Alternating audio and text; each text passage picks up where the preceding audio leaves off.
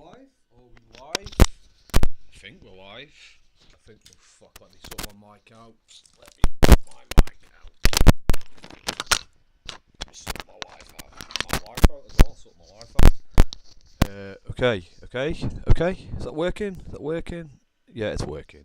Should be.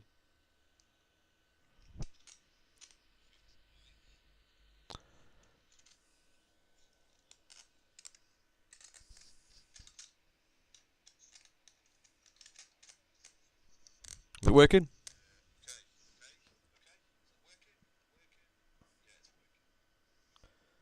Right, so I wanted to do this because, well, thank you to Hemi. Hemi provided me a brilliant debate between, I forgot his name now, Dennis Wise and, what's his name? His name is Christopher John Bjerknes. This is actually a fantastic debate, really, really good debate that's been showed from, oh yeah, blank screen, should be working now. We'll put a song on before we start, you know, may as well. Fuck it, it's going to be a long debate, by the way, it's like 2 hours. So hopefully you've got your shit. Be prepared to enter a world stranger than you have ever imagined. The world of witchcraft, magic, and ritual.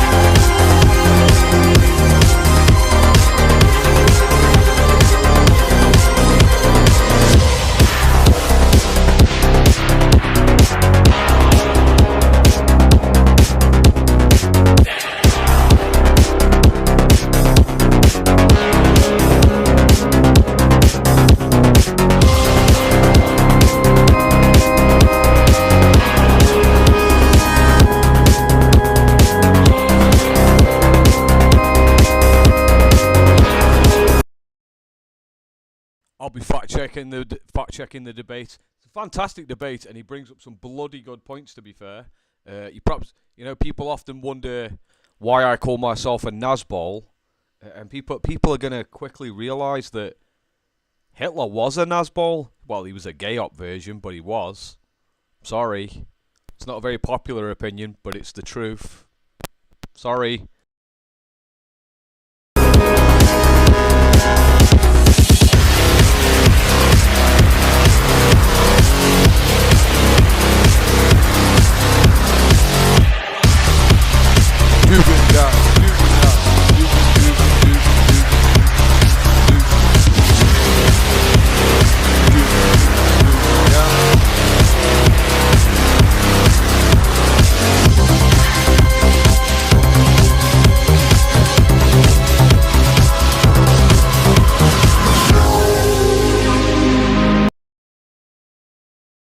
Fuck it, let's just get in the debate. It's that one. That means I can close this down. And that means I can do this. Shit! That means I can do this and that one. Yeah, there we go. There we go. This is the debate. This is an old debate, very old debate, but it's fucking really good. It's really good. I love it for a few reasons. One, the author of the greatest story never told gets fucking BTFO blown the fuck out. It's hilarious. It's hilarious. He gets blown the fuck out, and there's some valid points that are made about Hitler's fucking past. A lot of valid points about his past.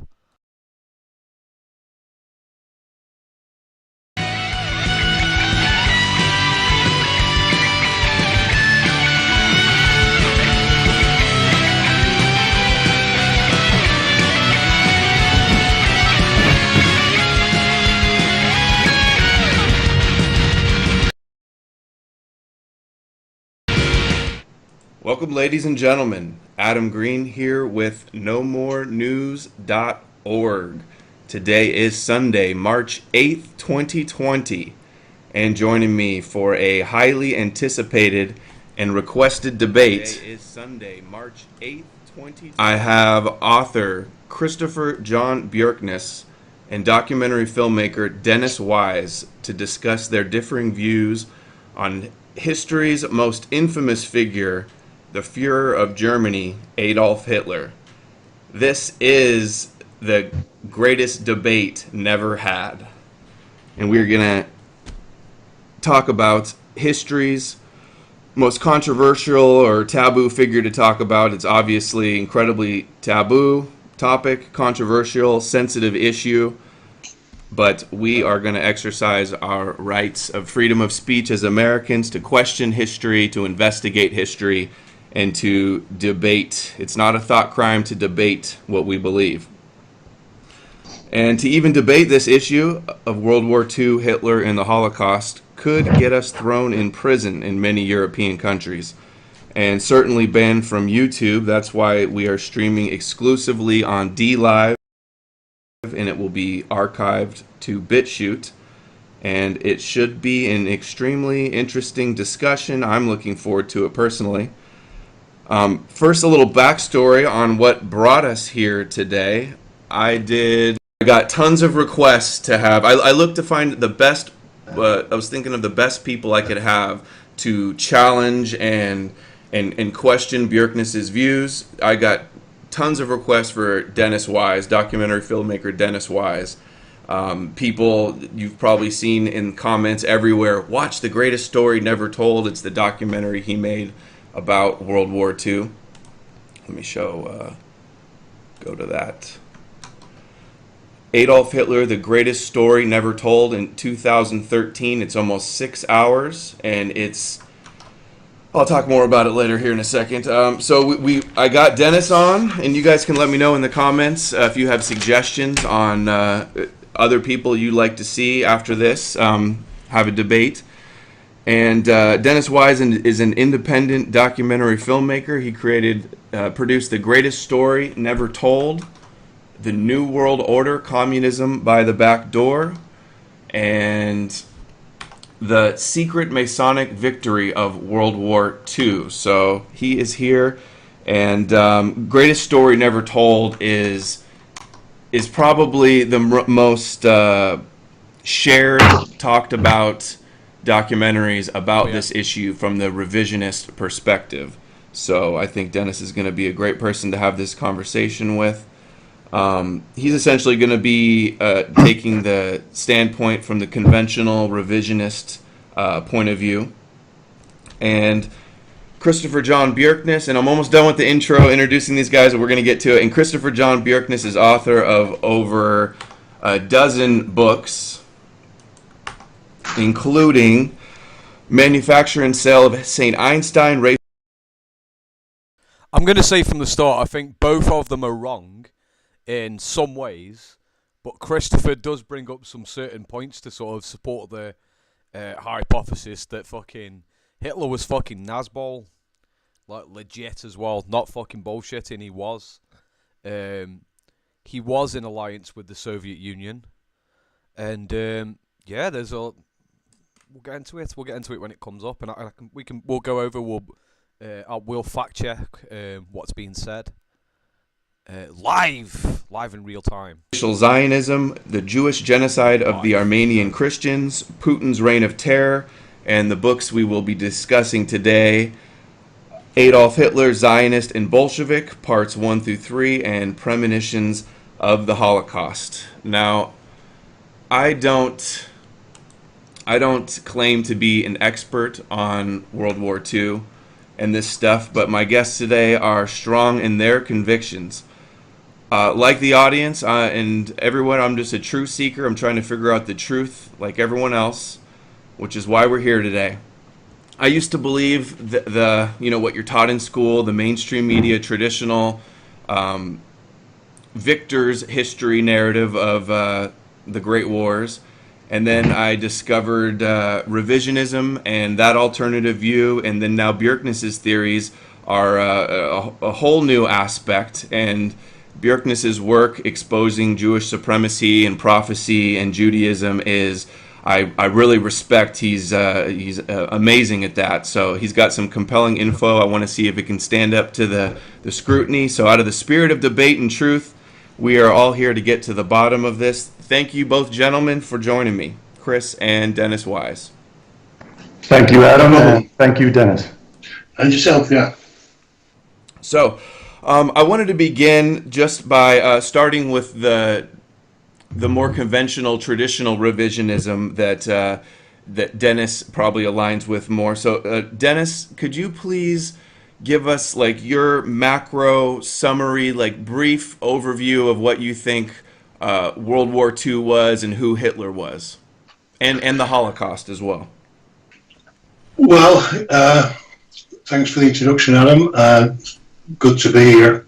What I would say is, I'm here to show people not only was Adolf Hitler a great man, one of the greatest men who ever lived, and not with just documented evidence, but in the only way, I believe, where truth is defined, and that is in his actions. And not just his actions, all these great people from history.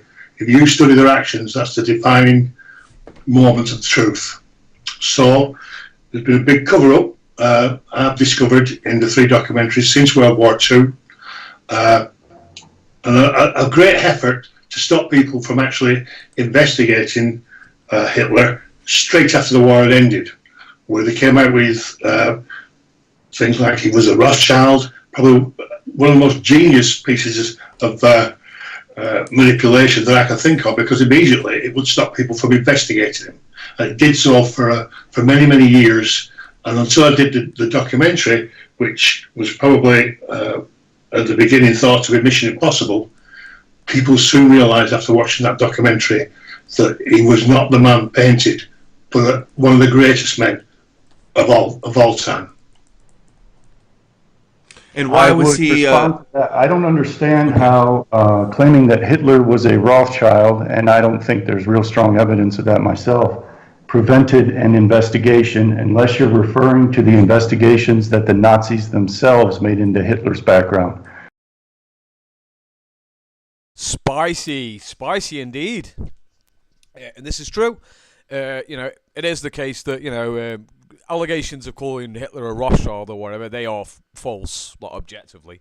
But they weren't in the mainstream, and that didn't prevent people like investigating his background. However, it is the case that a lot of senior National Socialist, senior people in the National Socialist Party, right? They did wonder about Hitler's background, because a lot of it was sort of, if I remember rightly, it was kept in a vault. Like, that they were questioning. I mean, I don't believe it's any weird coincidence, well, just a coincidence that all of the people who were killed in the Night of the Long Knives were the people who were calling Hitler a beefsteak. Now, the reason why they called him a beefsteak, brown on the outside, red on the inside, and it's mainly because of, after World War One, there was a period of time in Germany, more specifically Munich, where the the Bavarian Soviet Republic was. It was essentially like a communist state within Germany. And the weird thing is that for a period of time after Hitler had recovered from hospital or whatever, he was a soldier. And a lot of people, especially the Strasser brothers, they would discuss him in private. They would think, where was the Führer during during like the fights between like the Freikorps and the the Soviets in Germany? Where was he? Because it was common knowledge back then. If you were a soldier and you were living in Munich at that time, you were either on the side of the communists or you were in the Freikorps. And yet Hitler never talked about that. Never really talked about this really like important battle. You'd think he'd have some stories to tell, but no stories to tell. Pretty uneventful for Hitler. And in Mein Kampf, he doesn't even talk about it. And a lot of people like the Strasser brothers, they were a bit skeptical of that. They were like, hold on a minute. They were like, because they would talk about it. They would talk about it all the time. They were like, yeah, we were in the Freikorps. We were defeating the fucking Soviets. We were taking back Berlin. But they were like, yeah, Hitler's got no stories at all. How strange. Very strange. Weird. Really weird. And wait there, and I'll find this. I'll put it up for you. Is it up? Is it up? I don't think it's up. Oh, is it on screen or the picture? No. There it is. And then you find pictures like this. Who's this gentleman in the, who's part of the Bavarian Soviet army? Oh, hello, Hitler. What are you doing there, boy? Why are you part of the Bavarian Soviet army? That doesn't look like the Freikorps to me. Oh, okay. Okay, that's a bit weird. Whatever. Let's get back to the video, though. We'll get back to the video.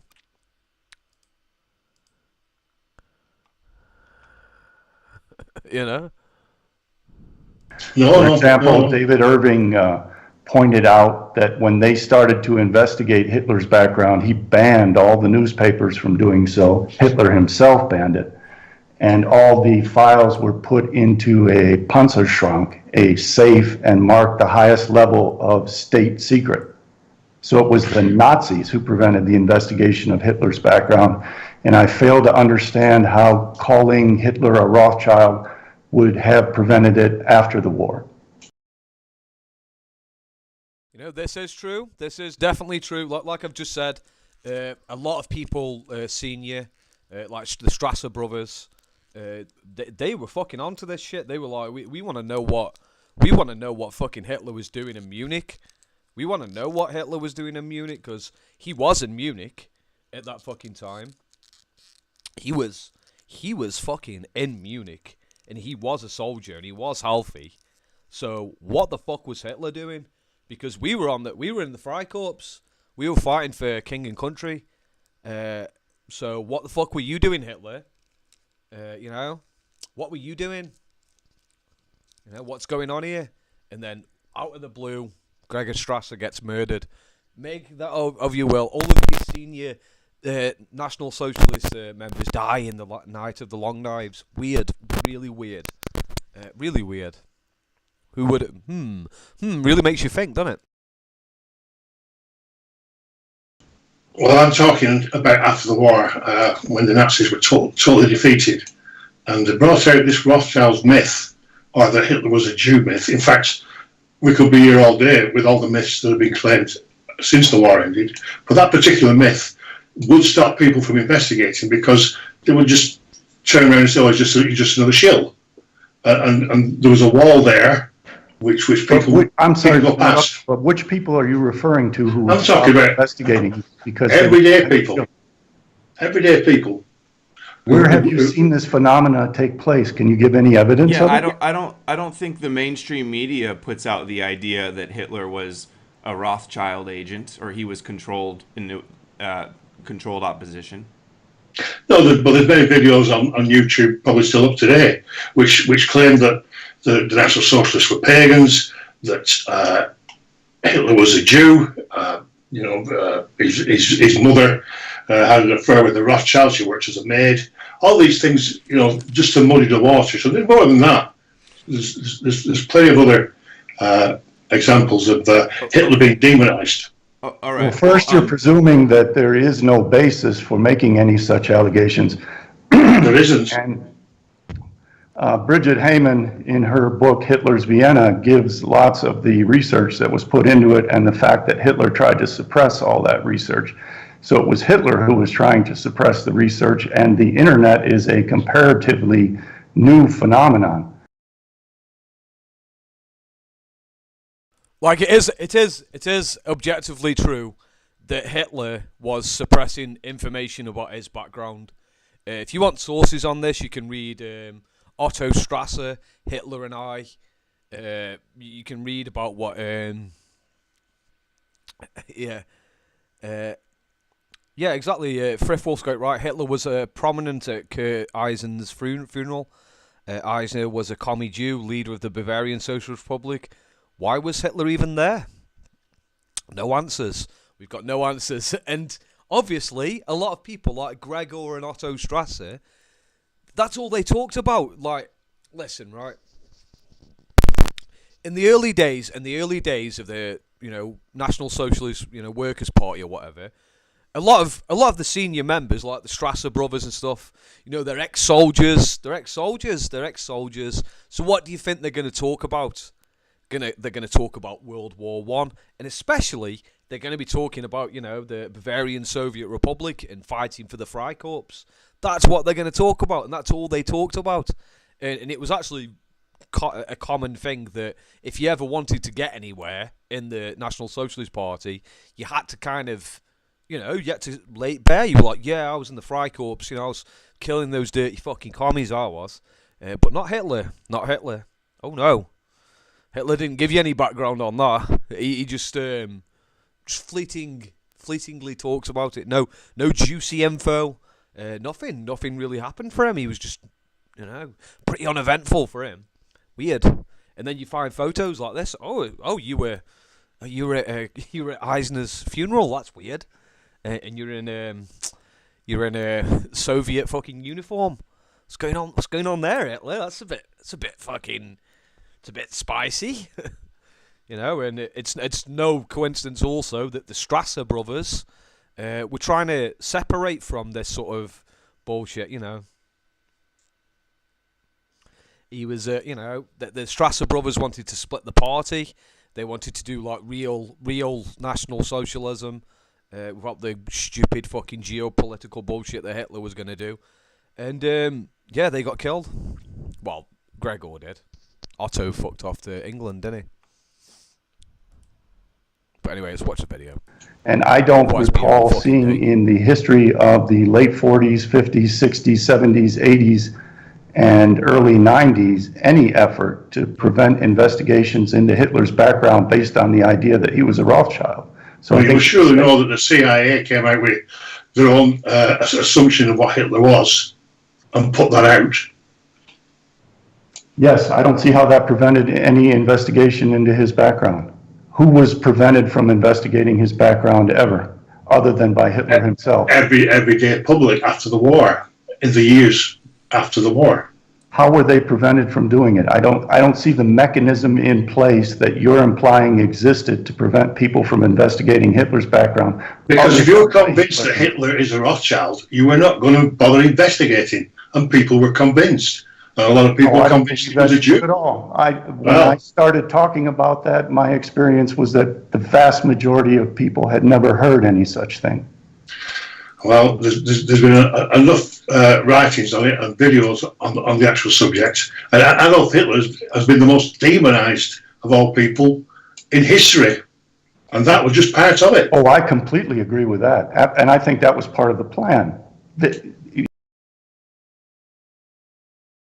Someone said, Winston Smith has said, wasn't Hitler working undercover for the army investigating left-wing groups?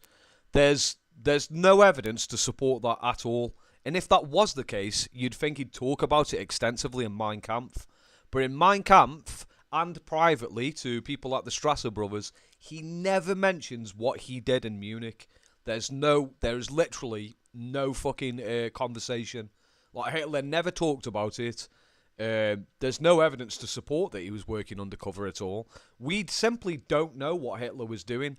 Or there is that gap. There is a gap where literally the Bavarian Soviet Republic exists in Munich. Yeah, Hitler, right, is a functioning soldier who's just recovered from an injury or whatever, and he's nowhere to be seen. In fact, the only time we see him is dressed up as a fucking Soviet. There's no conversations in private. He never talks about what he did. He never talks about his experiences in Munich. He never talks about it in Mein Kampf. You'd think he would talk about it, but he doesn't. It's just a massive gap, which to me is a bit dodgy. Bit dodgy. Little bit dodgy. He is the Haman figure, the figure of Esau to be attacked by Jacob, to be tricked into hating Jacob, to use that as an excuse for Jacob to destroy Esau. That was the plan from the beginning, so we're in agreement. Well, that's fine, whatever Jacob wants to do, but I'm here to talk about Adolf Hitler, and Adolf Hitler was the only person that I can think of, apart from the Catholic Church, that destroyed Freemasonry, and Freemason was central. That's also false. Hitler's leading economic advisor was Hjalmar Schacht, who was a leading Freemason. So you say he is the one who created the reconstruction of the German economy. Are you saying the lodges were closed down throughout Europe? I'm sorry, I couldn't understand what you said. Were the lodges closed throughout Europe? Of course, they were closed by Stalin, too. It was a communist practice to close the Freemason lodges, and Hitler followed that communist practice.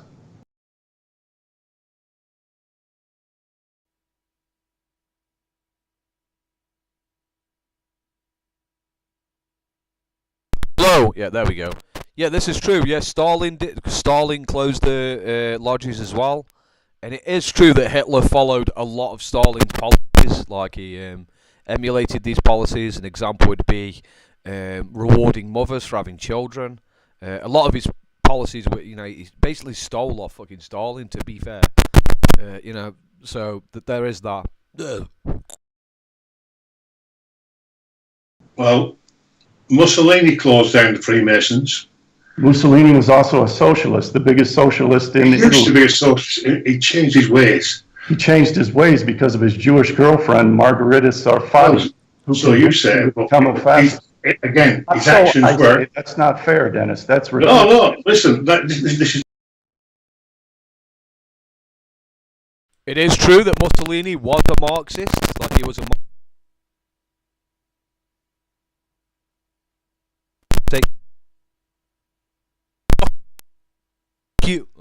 Hello! Yeah, for a very long time he was a Marxist, this is true. And then he stopped becoming a Marxist or whatever. But it's not actually my belief that... It's my belief that National Socialism is the continuation of Marxism, in the sense that its main goal is to have socialism, like socialist republics all over the planet that are nationalist in nature, just like Juche, like the Juche ideology advocates. That's what the Juche ideology... Jucheism started off as a Marxist ideology, then it progressed into National Socialism, like national socialist states all over the world that are interconnected that way. And that's what Hitler wanted, to be fair. Like, he legit did want that.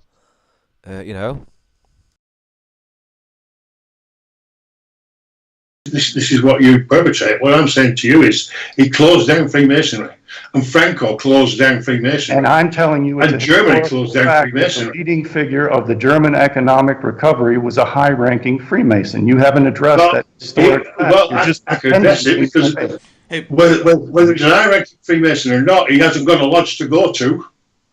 And yes, you don't know about the hidden lodges. You don't know about the secret lodges.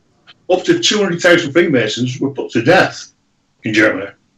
And that was all part of the plan. The communists did the same thing. Once they're in power, they kill those people who know how they got into power, so there can be no counter-revolution. Well, it's okay saying it's all kinds of all parts of the plan, but that is exactly what anybody would do who was fighting. And what difference does it make whether he got rid of Freemasonry or not? And he did not. Hjalmar Schacht, and you will not address this point, was a leading Freemason and organized with the Jewish bankers the recovery of the German economy.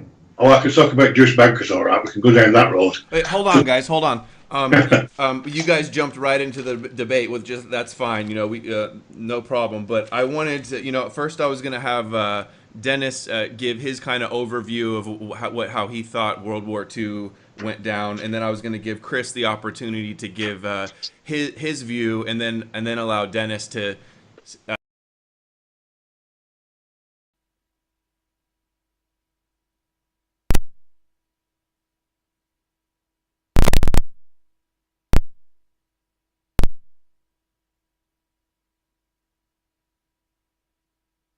Hello. Right, there we go. I just want to address the Freemason thing. Now, a lot of people are not. Listen, Freemasonry is just a club where people meet investors and other people like that. It's not some sort of grand conspiracy or whatever. Ultimately, if you're going to get anywhere in politics, then you necessarily have to become a Freemason. You might not like that, but you have to.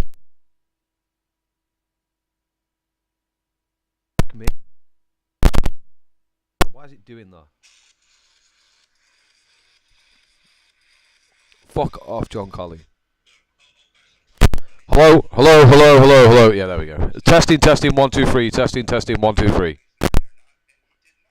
Hello. Yeah.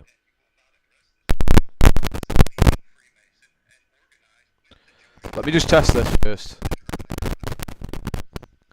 Hello, testing, 1, 2, 3. Yeah. Oh, for fuck's sake. So if you want to become any like sort of political, if you want to become powerful in any way, especially back then, you necessarily had to become a Freemason so you could get connections and gain political power. There was no alternative. That's what happened back then. There was no alternative. So when people call Stalin a Freemason, or Lenin a Freemason, or Hitler a Freemason, or Karl Marx, you've got to become a fucking. Ultimately, you haven't really got a choice. So when people just say, "Oh, you're a Freemason, therefore invalidate," it's you know, that's what you've got to do. Unfortunately, is it crackly?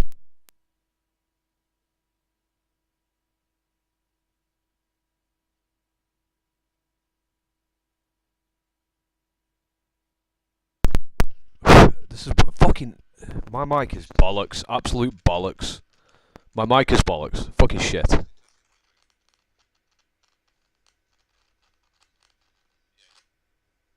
Is it working now?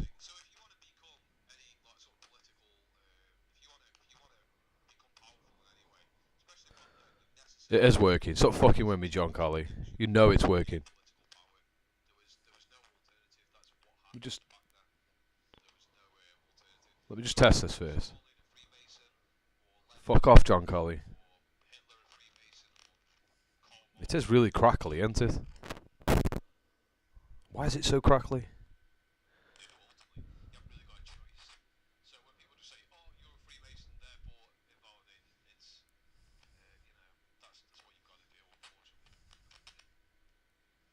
I wonder why it's so crackly.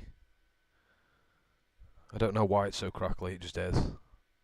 Okay, it's working now. I'll do that. For some reason, my mic is all over the place. I don't know why, it just is.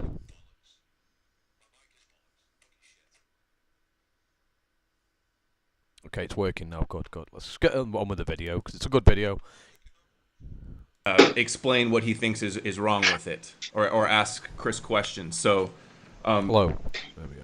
Dennis, were you finished explaining what you think happened in World War II and after in the Holocaust? Are you ready to hear Bjerknes's overview? Well, can I just say that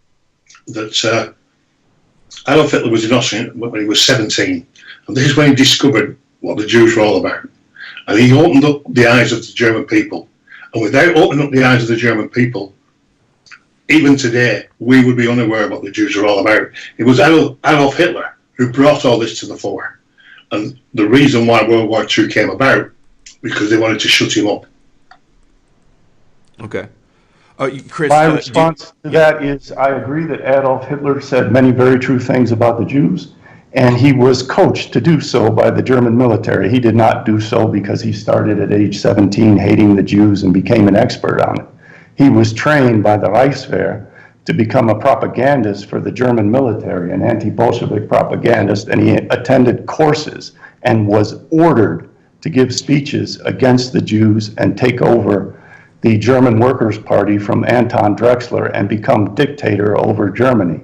Now, the reason that they had to rail against the Jews and had to rail against the Jews with the truth is in order to fulfill Theodor Herzl's Zionist plan, which compelled the Zionists to form anti-Semitic governments in Europe to chase the Jews down to Palestine because the Jews refused to go to Palestine, even after World War II and the Balfour Declaration.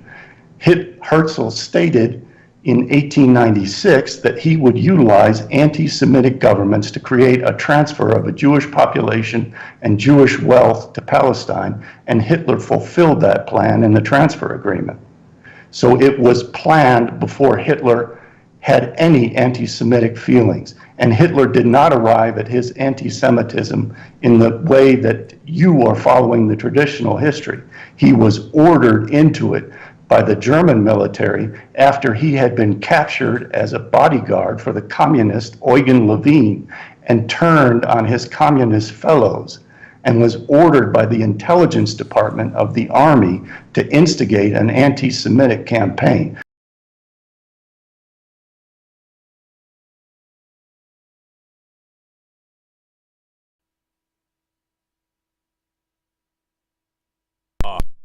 This is true. It is the case that, like I've previously said, now, admittedly, there's no evidence. We don't actually know what Hitler was doing when he was fighting in the Bavarian Soviet, fighting for the Bavarian Soviet Republic, the communists. We don't really know that.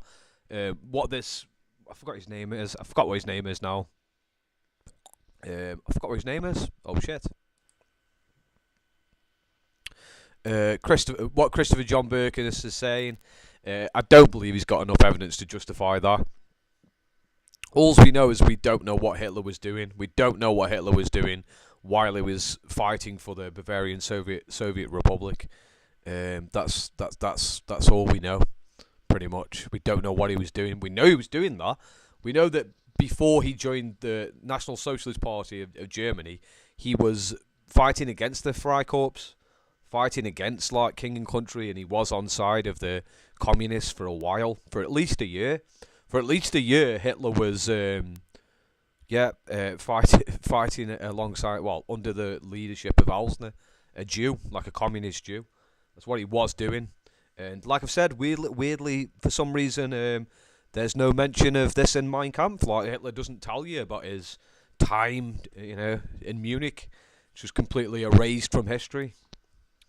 We're supposed to just go, oh, okay, then just a massive gap, wicked. So you're misrepresenting the known documented history of how Hitler entered and became a demagogue, putting out this anti-Semitic information, which in most instances was absolutely true. I agree with you. And how old was Hitler when he first got this indoctrination? That's a good question. It was in 1919, whatever age that puts him at. Yeah, but before he won his medals or after? After. Okay. It was after he was captured working for the communists in the Bavarian Soviet Republic and became an informant against the communists. And then Captain Karl Mayr was ordered by General Ludendorff to have Hitler infiltrate the German Workers' Party. And he was given a series of training courses by Gottfried Feder and many other people from Tula Society and other anti-Semites who trained Hitler on these issues and told him what to say. And then the Reichswehr provided him with a covert claque, an audience that would applaud for him and make it appear that he had popular support. And Captain Meyer was given Reichswehr funds to buy free beer and sausages for all the people who would attend. So this idea that he arose out of his own will is a myth that you are forwarding, which is contrary to known facts. Well, it's not a myth that even during the war, Adolf Hitler was vocal about the Jews back home, the communists back home, who were mainly Jews in them days, were disrupting the war. That's a lie. After World War One, Hitler was working for Jews. Like he would like. I'll put it up again. Look, I'll show you again. Watch. This is Adolf Hitler, right there. Adolf Hitler, and he is in Soviet uniform. He is fighting alongside the Bavarian Soviet army against the Freikorps under the leadership of a Jewish man. That's what he was doing. Shortly after World War One. War effort. I don't think anybody coached him on that. He actually won 6 medals, one being the top one, first class Iron Cross. So when he come back into Germany, he was well versed on the Jews. As I said, from the writings in Mein Kampf when he was 17, explaining when he first went to Austria, he never saw anything really untoward. But as soon as he was learned about the Jews, informed about it, he could see Jews everywhere.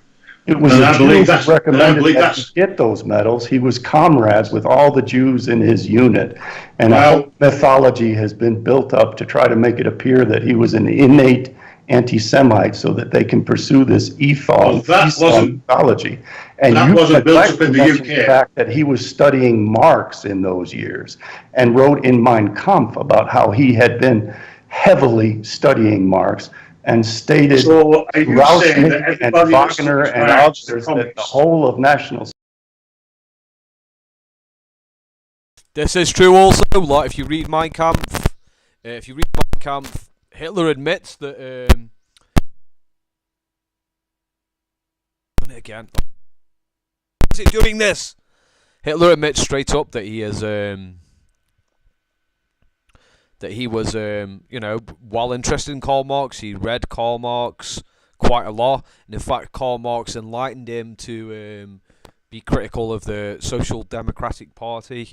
He also, in Hitler's table talks, he talks about one day that he could have like a cashless society, And to be fair, Hitler's dream of a united Europe, like a pan-European ethno-state, is kind of similar to the Soviet Union. In the sense that it's destroying like national boundaries under the guise of a union, a socialist union.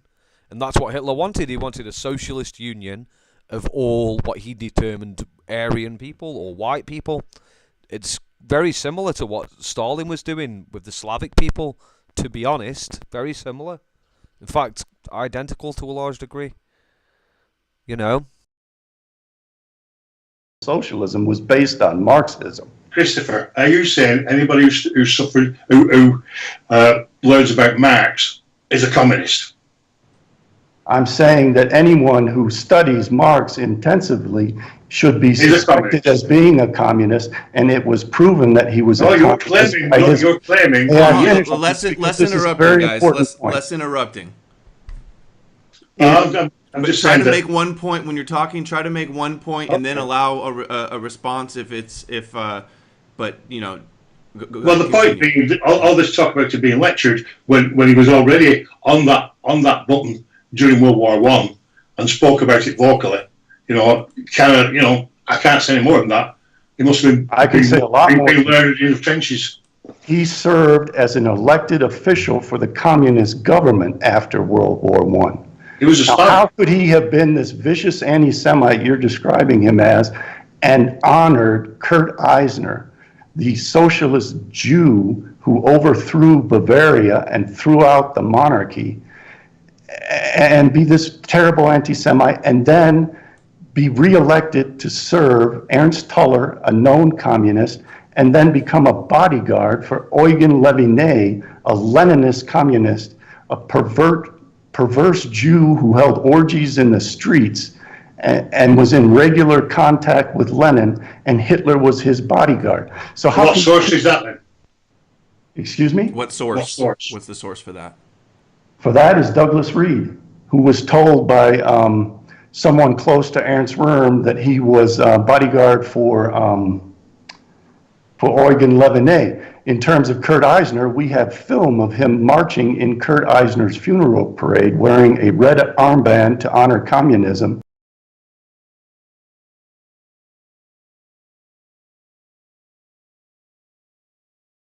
I haven't got the film, but I've got a photograph, and there is Hitler,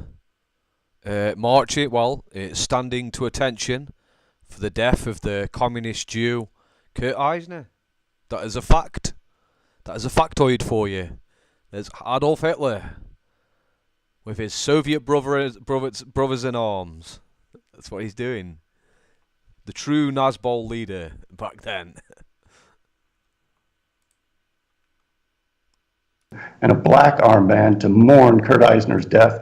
And we have a photograph of it from Hoffman, his private photographer.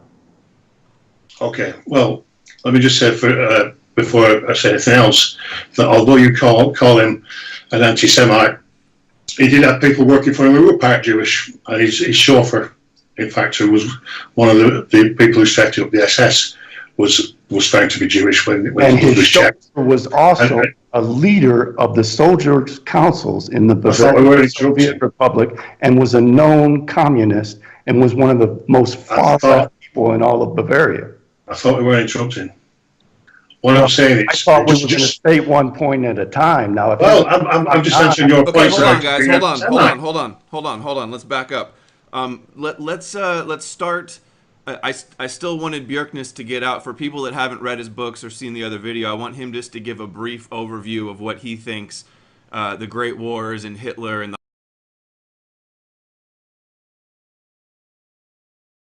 Someone's saying, you don't stand to attention with your hands in your pockets, Phil. That's true, but a lot of Soviet soldiers there have got their hands in their pockets. All these people have. He was a Soviet soldier, though. Like, he was a Soviet soldier. He wasn't standing to attention, but he was there. He was fighting for the Soviets. In fact, let's do a bit of reading. I'll get it up. Right there, man.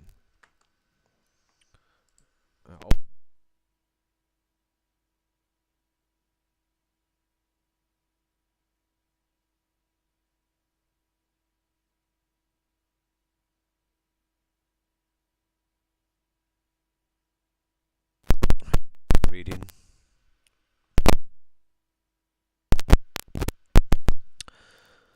The most famous Bavarian soldier, General von Epp, began to... hopefully my fucking mic is working. Yeah, it's working. If it goes off, let me know. But if it doesn't, it should be okay like this. Should be okay. The most famous Bavarian... I'll just double check. Fuck me. I don't want to fuck up. Okay. The most famous Bavarian soldier, General von Epp, began to recruit men to oust the Red government in Munich. He had seen... Fuck off, John Kelly. Fuck off, man. We know it's working. He had seen colonial service, and in war was first colonel of the Bavarian Guard and later general officer, commander of the Bavarian Alpine Corps, elite troops. He had fled to Orferdorf in Thuringia, and one captain, Ernst Röhm, as his chief of staff, formed the Epp Free Corps, which all patriotic Bavarians tried to join. In Munich, the Red government feared the attack, arrested hundreds of hostages, chiefly officers, and now a very sinister thing happened, which deserves much greater place in history of the Jews than it has received. Among the hostages, society, a small, unimportant body which fostered a cult of odd German literature, traditions, folklore, legends, and alike. Anti-Semitism was an integral part of its teachings. So was anti-Christianity. It was an insignificant group without any power or possibility of putting its theories into practice. It had no single politician among its members, only a few old professors and noblemen. Of all the hundreds of hostages, precisely these... The audio's bad. I know it's fucking bad, but that's all you're going to have to deal with that, aren't you? Fuck, let's have a listen.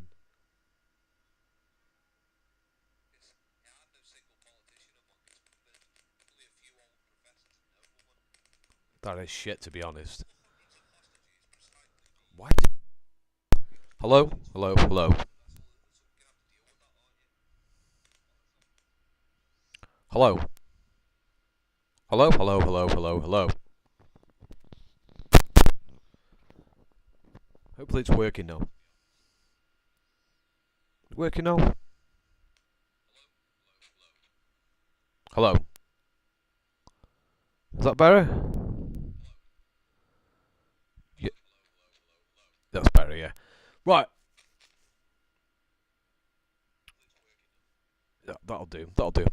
Of all the hundreds of hostages, precisely 22 people, including several women, among them Countess Westlap, were taken out and shot by the Allied Jewish government of Munich. The EP3 Corps took shape from its expedition against Red Munich. All of the figures who later played a big part in European drama gathered for this smallest one. Save Hitler. Hitler was in Munich. He was still a soldier. He had, and he tells it in Mein Kampf. Oh, it better be fucking working. It better be working. Let's have a listen.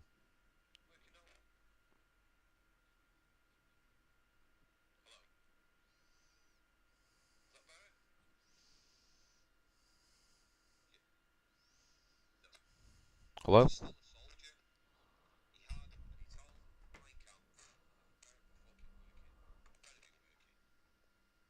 Whatever, that'll do. That'll do. Right, so... Whereas Hitler was in Munich, he was still a soldier. He had, and he tells in Mein Kampf, taken that fearsome anti-Bolshevik oath in hospital at Payswalk. He was already resolved to save the world from Bolshevism. Yet he did not spring to save Munich from Bolshevism. He did not make his way out and join the Freikorps, although he avidly burned to fight. He was in Munich, and he was a soldier, but the soldiers in Munich were under the orders of the Red government. The Jewish government ruled from Moscow. If he was in the barracks, he must have been a Red. There was much muttering and murmuring amongst the National Socialist leaders.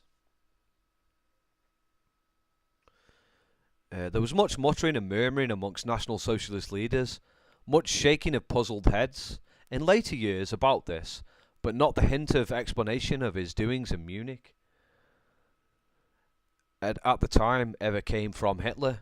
This is the darkest gap in Mein Kampf. It is one of the darkest things in all of dark history. It would give almost anything I have to know from whom the man really worked, not only then, but at all times later. Right. Otto Strasser first drew my particular attention to this remarks episode in Hitler's life, although I'd closely studied these things and had overlooked, and I do not think any other writer had noticed its significance or discussed it indeed. A man who was up to the neck in political turmoil of those days, as was Otto Strasser, is needed to put the true proportion, and the future historians will need to indeed be with this, because it is one of the most important things we know, and they are too few, about a man Hitler. Later, we know more about him. Double or triple game, he always played clearer, but there's a missing piece in the jigsaw puzzle. Not puddle, fucking idiot. It's worth explaining more fully. For this reason, the Red regime in Munich lasted from November 1918 until May the 1st, 1919. Hitler, according to his own account in Mein Kampf, was fully with the most violent hatred of Jewish communist revolution in Germany from the moment it broke out. In his first days of November, in the last days of November, cured and discharged from a hospital, he reported to his regimental depot in that very Munich where the Reds were most powerful. His own battalion was under the orders of the Revolutionary Soldiers' Council. This so disgusted him, he says, that by some means he contrived it to send to a camp at Traunstein, a few miles away. He says that he returned to Munich in March. The Reds were driven out by the von Epp and the Prussian troops at the end of April. For about 2 months, therefore, Hitler was a serving soldier in Munich under the Red regime at its height, under the rule of Russian Jews, where hostages were being shot. Good Bavarians, who were there at the same time, contrived by Huck or Make Kruk to get out of Munich and make their way to von Epp, returning with him to drive out the Reds out. Otto Strasser did this at the risk of his own life, and after surmounting many difficulties. Hitler, who devotes so many pages in his books to windly abuse of Reds in Moscow and the international Bolshevism in general, stayed quietly in Munich. He says no word of his life in Munich. During those 2 months, he gives no description of the horrors he saw. He who later rails for pages at the time about the wholesale massacre of Moscow, of the conditions of Munich at all. But this is the vital point. He was a soldier, and soldiers who stayed in Munich were under the orders of the Red government. If they didn't like it, they deserted at night to von Epp.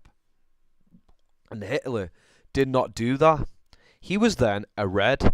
He probably wore a red armband, presumably with the rest of the Munich garrison. He took part in fighting against von Epp's troops. What other... let's check my mic levels. Alright, yeah. What other leaders of such a party as the National Socialist Party would in a book pass over silent such period of this? All Hitler had to say about it is the vague and unintelligible remark that he was nearly arrested 3 days before the Reds were driven out.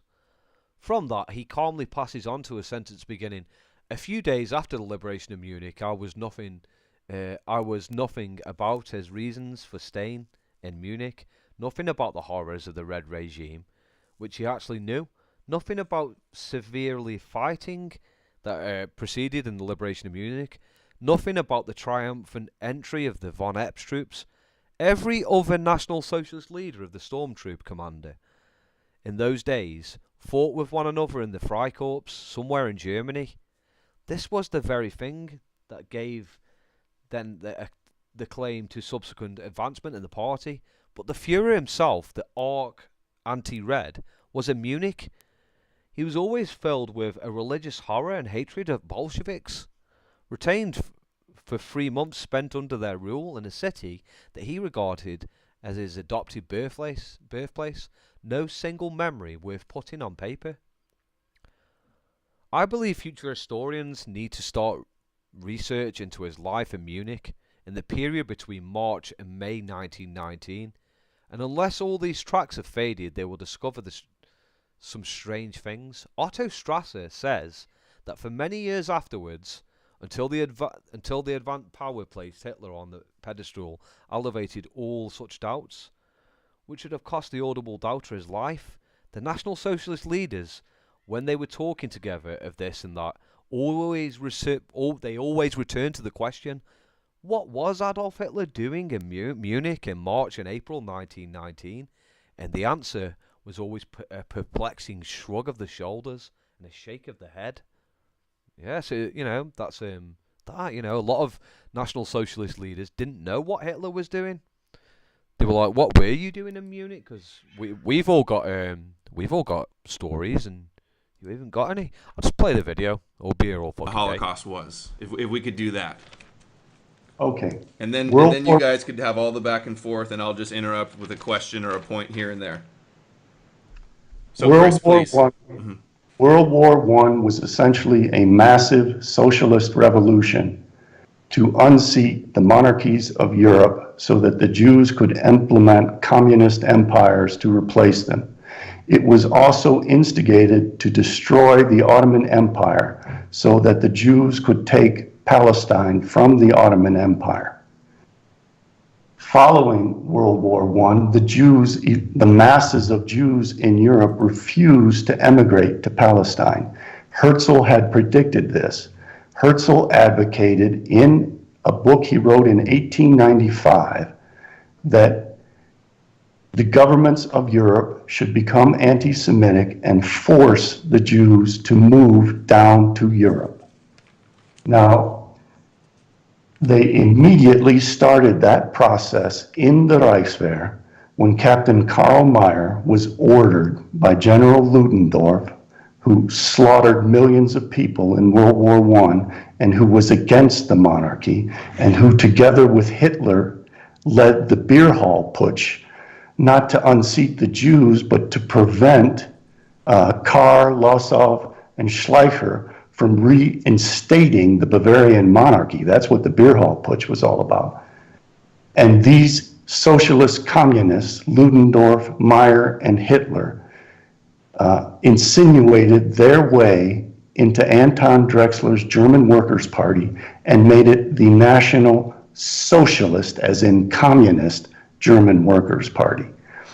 And there was a man named Ernst Ehrensperger who published a very well-read pamphlet that was reprinted in several newspapers calling Hitler a traitor and saying that Hitler was working for the Jews and was taking over Anton Drexler's party, and there was big money behind him, and he was doing this so that he could become dictator over Germany, and that he would serve as a puppet of the Jewish bankers to subvert the anti-Semitic movement and make it serve communism and Zionism. And that's exactly what happened. And that pamphlet was published in 1920. And just from a more higher perspective, Chris, like what was World War I, World War II, and the Holocaust, you know, like how it fulfills prophecy and it was orchestrated by the Zionists? In the Gematria of Leviticus, it states that the Jews would be restored to Palestine in the year 1948, less 6 million Jews. So for 2,500 years, they have had a plan to put the Jews into Palestine in the year 1948. Now, I don't believe it's a coincidence that Adolf Hitler brought that about. I think he was put in power to bring that about. And another Jew, a famous rabbi in Hungary in 1812, predicted that the Jews would be restored and their Messiah would arrive in 1948, based on the fact that Adam's name is composed of 3 letters, ADM, which represent the period from Adam to David, and then from David to the Mashiach, the Messiah. And the period from Adam to David was half of the period from Adam to 1948, when the Mashiach would arrive. So we know for a fact that centuries, in fact thousands of years ago, this plan was set into motion. And Adolf Hitler was put into power, and he was a communist, and he was put into power in order to instigate a war with the Soviet Union that would grind up Eastern Europe and weaken the Western Allies and make the Western Allies allies of the Soviet Union, so that the Soviet Union could expand across Eastern Europe and into Germany, which it did. And he was put into power to fulfill the terrorizing of the Jews so that the Jews could atone for their sins, and no lesser figures than Chief Sephardic Rabbi of Israel, Ovadia Yosef, said exactly.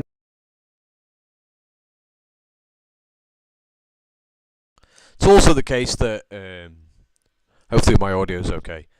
It's also the case that after World War II, you know, this war caused a lot of European nations to become more liberal in nature. So if you were part of the bourgeoisie or part of the elites, World War II was pretty good for you, because England became less traditional. A lot of European countries became less traditional. They became heavily in debt. They had to support things like mass migration and multiculturalism and things like World War II was a way of essentially forming a new revolution, a more hyper-capitalist revolution, where it sort of transformed traditional societies into becoming more liberal in nature and more capitalistic, if that makes sense. It's my belief that this war was used to, obviously turn the majority of the Soviet Union into a larger bloc, but it was also that they wanted to go along with the sort of Trotskyist approach. And if you don't know what the Trotskyist approach is, like the Menshevik approach, the Menshevik approach was to accelerate capitalism. And it's my belief that the original fucking Bolsheviks, not Stalin, but the original Bolsheviks, were only put into power to sort of dethrone the Tsar and sort of accelerate capitalism, so that these international fucking capitalists could sort of just gut Russia pretty much in these Eastern European countries and force them into a more industrial powerhouse, a new revolution. Stalin didn't go along with that. I believe that Stalin was like they didn't foresee Stalin getting in power. Stalin got in power, and that's why after World War II they dealt with him as well. They got rid of him, pretty much. But it's my belief that not only did this war, benefit the capitalists in the sense that they sort of permanently destroyed Germany, but they also destroyed the rest of Europe, parts of America, and Eastern Europe. Like they essentially forced these nations into becoming more liberal and hyper-capitalist than they were comfortable in doing. To sort of save their economy, they had to embrace full-on fucking hyper-capitalism, because that benefits them as individuals, obviously. So that's what it was, pretty much. And Hitler was probably put in there to sort of ensure that happens. Also to weaken Stalin as well. Sort of weaken Stalin, put him in his place. And Hitler also forced Stalin into a position where he had to accept funding from America. Because Hitler fucking invaded the Soviet Union.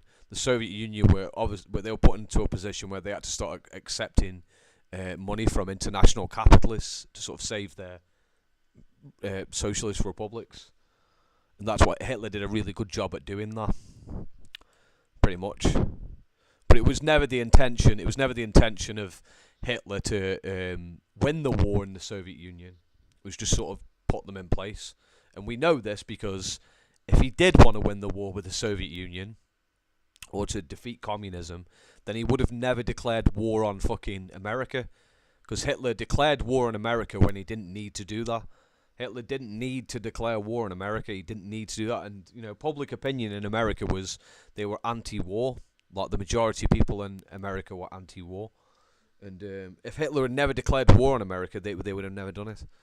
And it's also the case that Japan, if they were so anti-Bolshevik, they could have, instead of like fucking attacking America, which is almost certain fucking suicide, they could have joined forces with Russia and with forces with Germany and invaded Russia. Like, if Germany really wanted to defeat the Soviet Union, like just take over that land and territory, they could have literally just sided up with the Japanese and invaded the Soviet Union. But Japan never did that. Japan never invaded the Soviet Union when they could have done that. And the argument, of course, is that they needed oil or whatever because of the oil embargo. But if they needed oil, they could have invaded the Soviet Union. Yeah, exactly. Britain only settled its financial debt to the Yanks in Canada in 2006. That's true, yeah. This war, World War II, put England in a position of severe debt. It put a lot of European countries in severe debt. It transformed the economy to being, full-on international fucking capitalism and globalism. And, destroyed our traditional cultures. And Hitler was good at doing that. It's also the case because Hitler invaded the Soviet Union. Like I said, the Soviet Union was put into a position where it had to take money from abroad to defend its fucking nation. And it was also the case that, after the fucking war, Stalin was, it's also the case that a lot of Soviet Jews were no longer assimilating because of that war. Because of that war, the Soviet Union, it put them in a severe position of weakness. And they also got rid of fucking Stalin eventually, didn't they? I think they only kept Stalin around because he was good at being a war leader. He was in a happy accident, pretty much. They didn't want Stalin to be leader. They wanted Trotsky to be leader, but Trotsky got fucking murdered by Stalin. So they were quite happy to keep Stalin around. And then after the war, they got rid of him. And it's no weird coincidence that all the Jews in the Soviet Union fucking emigrated to Israel after the war. Well, majority of them did. That, and the Messiah of the Jews, Menachem Mendel Schneerson, said exactly that the Holocaust was the work of God to have the Jews atone for their sins so that God would permit them to return to Israel. And Hitler accomplished all of that. Now, if Hitler was the greatest man in history, why is it that he decimated 50 million people and destroyed Germany? How can you call that a great man? He didn't. And I'll tell you why. He called for it. At the end of the war, he asked Germany to the Nero. Okay, Chris, you can respond with the Nero. Let Dennis respond. Right, this war wasn't a political war. This has been going on since the French Revolution. Every revolution since, this is a world revolution, which the Jews have fought on different continents. Called it a world revolution. Let him finish, Chris. Right, so this war really was between Freemasonry and the Catholic Church with international Jewry combined. So this went through centuries, and in World War One, that was the Versailles Treaty was actually a mistake.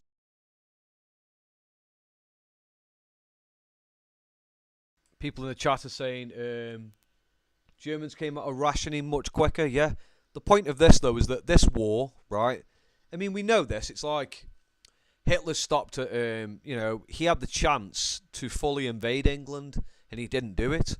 He also put halt orders in Russia. Like, it's not often talked about, but not only did Hitler put halt orders, in regards to England when he could have fully invaded, but he did it with Russia as well. It's because the intent wasn't to destroy England or destroy the Soviet Union. The intent was to cause a lot of damage to both of those blocks so that the leaders of both of those blocks could, these international capitalists could justify changing those societies. It's like they don't want to completely destroy the Soviet Union. They don't want to completely destroy England. They just want to put it in a very weak position where it's lost its empire, where, the Soviet Union has lost 20 million fucking people, right? And then, after the war, they can change the fucking economic model so it favours them more, in interest. And that's what happened in England. In England lost its empire because of World War II, and the elites, these global elites of capitalists, pounced on that. They changed the economy, everyone was weaker, people lost businesses, and these people swooped up and gained monopolies in England. And also in the Soviet Union, it took them a little bit longer, but eventually they got rid of Stalin. They got rid of Stalin as well. They said, listen, you're gone now. Fuck off Stalin, we're having Brezhnev in. We're going to gay up Russia now. We're going to gay up the Soviet Union. You're going to have your fucking capitalism, you're going to have your oligarchs, you're going to have Putin. That's what you're going to have. It's going to take a little longer, but that's what you're going to have. Yeah? That's what happened. So, thanks Hitler. And we know, and like I said, we know damn well that Hitler didn't want to win this war. He didn't want to win this fucking war. It's no fucking genius. You don't need to be a genius to understand that if the Axis powers really wanted to take over, if they really wanted to take over the Soviet Union, then you would have thought that they would have told the Japanese to invade the Soviet Union. But instead, what happened? What fucking happened? The Japanese fucking bombed the Americans, right? And also, Hitler declared war on them. By the way, Hitler did not need to declare war on America. He did not need to do that. Like, America at that point was solely focused on Japan. Hitler didn't need to start a war with America. He could have said, nah, fuck America. Whatever, that's your little battle. And also, why would Japan attack America? That's obviously suicide. If they're running out of oil, if Japan's running out of oil, where do you go? You go Russia, don't you? You attack Russia. You know, Hitler wants to take out the communists, am I right? He wants to take over completely. Well, he should have allied with the Japanese and completely skull-fucked them. But he didn't.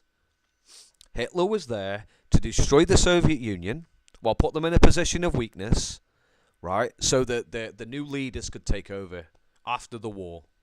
He was also there to put Germany in a position of weakness. Yeah? He's also there to put fucking, Europe in a position of weakness. You know? Hyper-capitalism after that. After that war, England changed forever. Not straight away, but it set the fucking wheels in motion.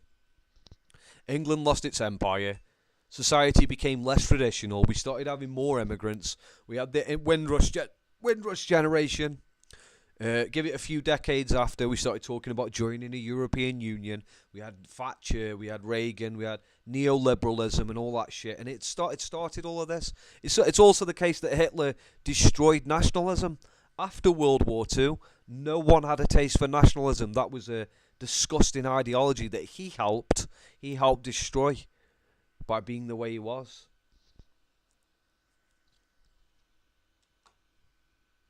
You know what I mean? Be here all day. I've got to shut the fuck up. Historic celebration of what they thought then was the destruction of the Catholic Church, because only two organisations which ever fought Freemasonry was the Catholic Church and was the Nazis. Now you're saying that your reasons why Hitler came to power. The fact is, he only came to power because of the Vatican. As soon as Hitler was elected, you can laugh all you want. That's not what his books don't say that though. And his books don't talk. Hold on, let me talk. I'm telling him the truth. Dennis, you're making now, a what list happened? false. Listen, don't Can I interrupt address them one at a time, please? Don't interrupt me.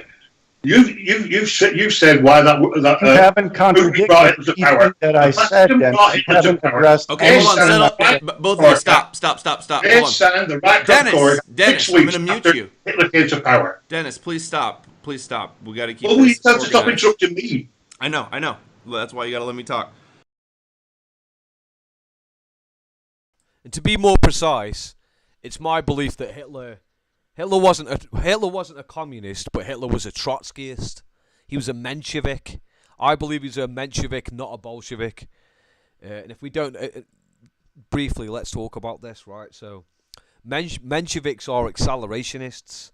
They believe by acceleration, that's what will lead to the destruction of capitalism. So the way you destroy capitalism is by fucking accelerating it to fuck. Yeah? You accelerate it to fuck. That's what you do. And that's what I believe Hitler was doing.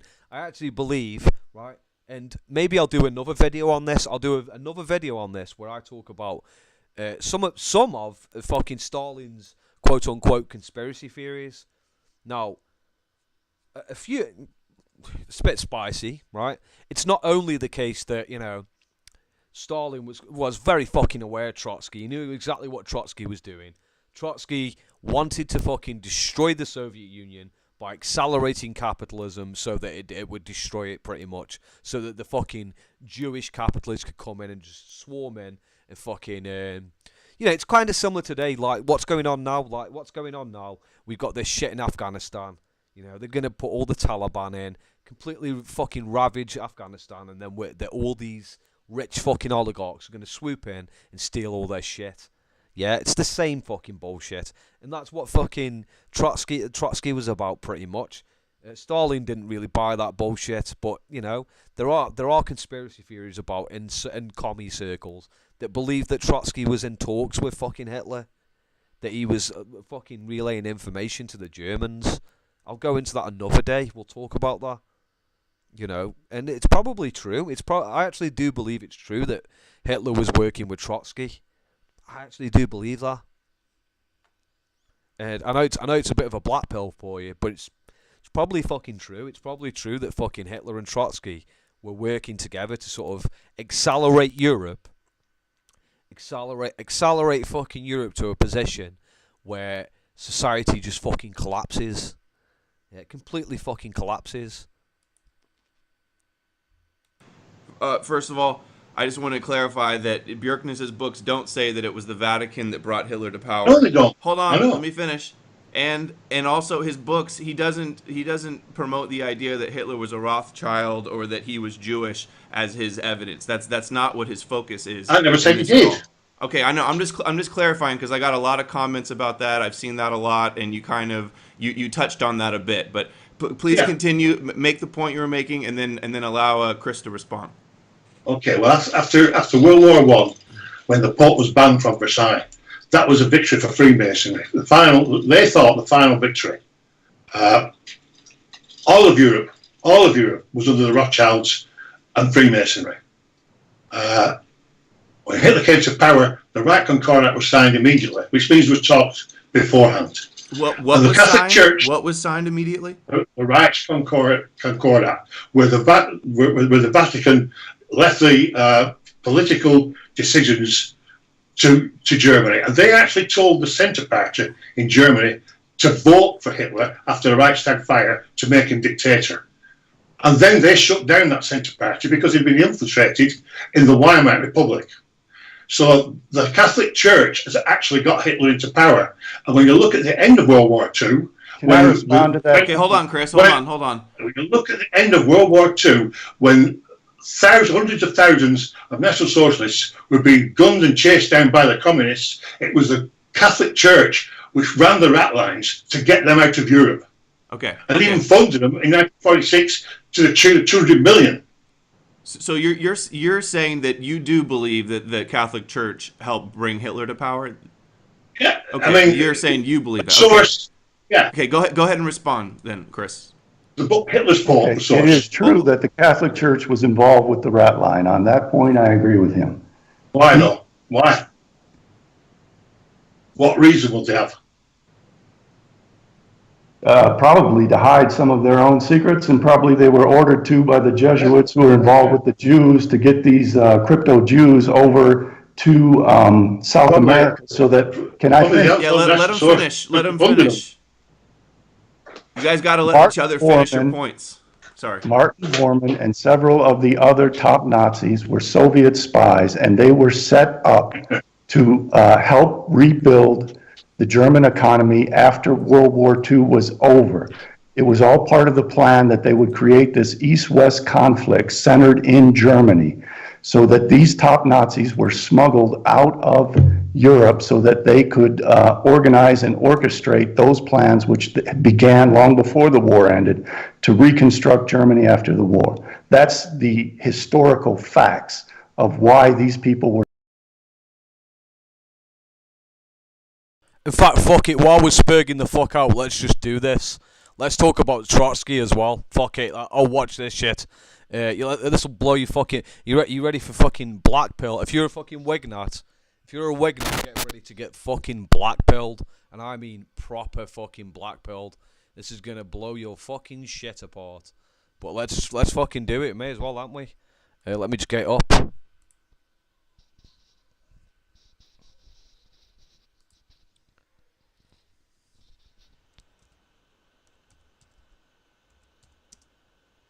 Fuck. Wrong one.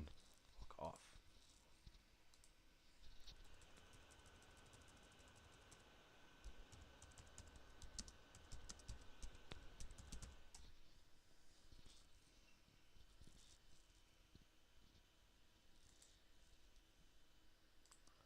Oh, are we on? No, we're not on. We're on. Oh, fuck. No, wrong one.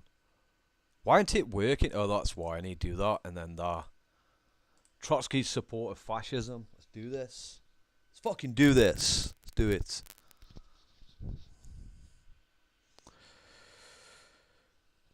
Let's do this. Let's fucking do this.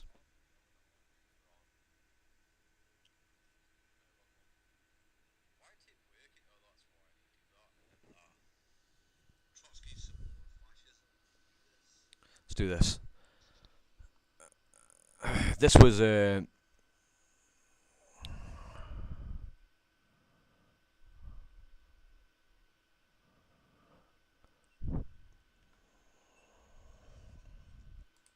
you hear me?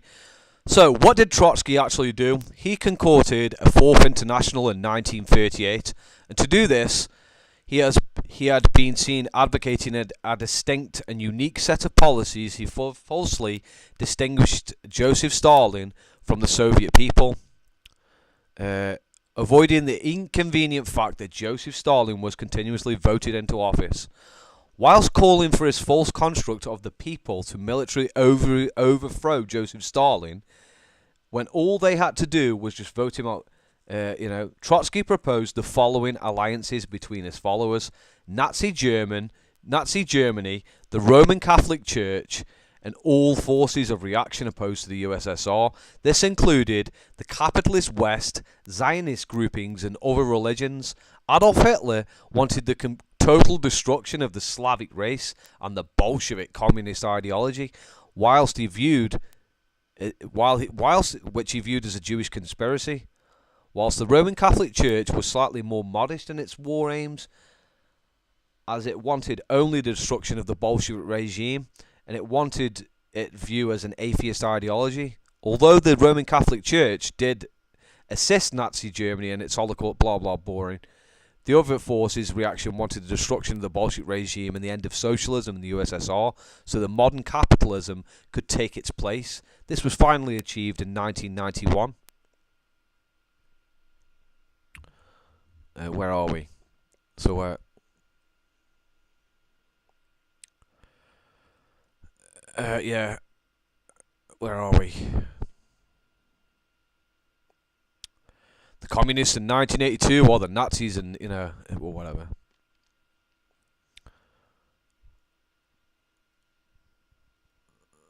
Oh, look. For Trotsky, the main enemy was the head of the Soviet Union. It was the new Bolshevik aristocracy, the main anti-socialist and anti-democratic stratum of society, a social stratum who lived well-off bourgeois in the United States. So basically, yeah.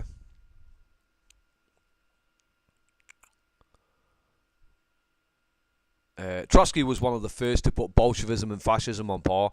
Anyway, it gets back to the video. It's fucking boring, this is. I'll be here all fucking day if I keep reading this shit. But pretty much, yeah. There's a lot of evidence out there. There's a lot of, sorry. There's a lot of evidence out there where, Trotsky was working with Hitler to overthrow Stalin, or to at least cripple Stalin, So, let's get to the video or shut the fuck up. Smuggled out. Now, may I address the 100 other points you made without allowing me to respond? It was the Nazis referred to the Nazi revolution as a world revolution. They said it would be a socialist revolution, that it differed from Marxism only on the point that it was national as opposed to international, but that it was a socialist revolution which would condition the nations to socialism. And once all the nations had been conditioned to socialism, then they could be conditioned to become international. In terms of the Catholic Church putting Hitler into power, that's absolute nonsense. It was a Jewish banker from the Jewish banking house of Stein in Cologne named Kurt von Schroeder, who extorted Paul Hindenburg with threats that he would be put under charges of corruption by the chancellorship if he did not make Hitler chancellor in 1933. So it was the Jewish bankers, and this is well-documented history, who made Hitler chancellor in 1933. Can I reply to that? Sure. Okay. First of all, you said that it's the Nazis what called it a world revolution. When Eugene Levine, the son of the communist leader, actually talked in a documentary explaining that when his father was shot by a firing squad, he actually shouted out, "Long live the world revolution." Everybody knows that the Jews are doing a world revolution. Yes, and Hitler joined that world revolution. Right. Well, it wasn't the Nazis. The fact that the communists called it a world revolution. I'm enlightening you to the fact that the Nazis called themselves. You're not enlightening me at all. All you're doing is interrupting me. What I'm saying to you is, once that Rights Concordat was, you're a propaganda. Once that right, this is fact. Once that Right Concordat was signed, this is in the book Hitler's Pope, which isn't actually, pro-Nazi. In Hitler's Pope, it goes into great details to say that Concordat was signed in essence, what that made was Hitler defender of Europe against Bolshevism, because the Catholic Church knew at some stage the Bolsheviks were going to invade. So Hitler then, piece by piece, by 1941, whether you like it or not, by 1941, he took all Europe back. All of Europe was back under Christian leaders from the Rothschilds. The only reason that people don't know about it is because in the West it's been covered up that Stalin was going to invade Europe. Instead, Hitler preempted Stalin, went into the Soviet Union with a Christian coalition of countries, but all the leaders of Europe after 1941 were all Christian and all placed there by Hitler. And even in the Spanish Revolution, Spain would have fallen if Hitler and Mussolini hadn't gone to their aid. But the fact is that they went into the Soviet Union, and because they were eventually defeated, it never actually Adam, he's going on point after point. No, it's true. To refute, and this well, you refuse. You went on. You can go on your little rants too. Just try to like take notes of the best of the points he's making. But okay. And by the way, your source at the beginning is a guy who actually was debunked for saying that the Germans took 500 babies into a Kiev stadium and played football. I have no idea what you're referring to. Douglas, whatever he was called. Your source. Douglas Reed. Yes. What did Douglas Reed do? He wrote about how the Germans in Kiev took over a stadium and took 500 babies and played football in that stadium with 500 Jewish babies, which was ridiculous not long after. Have you heard of that, Chris? I've never heard of that. Well, I'll do a fact check in a second on Douglas Reed and playing football with babies. 500. 500 babies. Okay. I just You want to make point out that points. one thing, and even if it's true, how does that negate the voluminous work that Douglas Reed did exposing the Zionists? Yeah, have you read Douglas Reed's books, Controversy of Zion? I did a fact check on him, and he's a figure of fun. Okay, all right.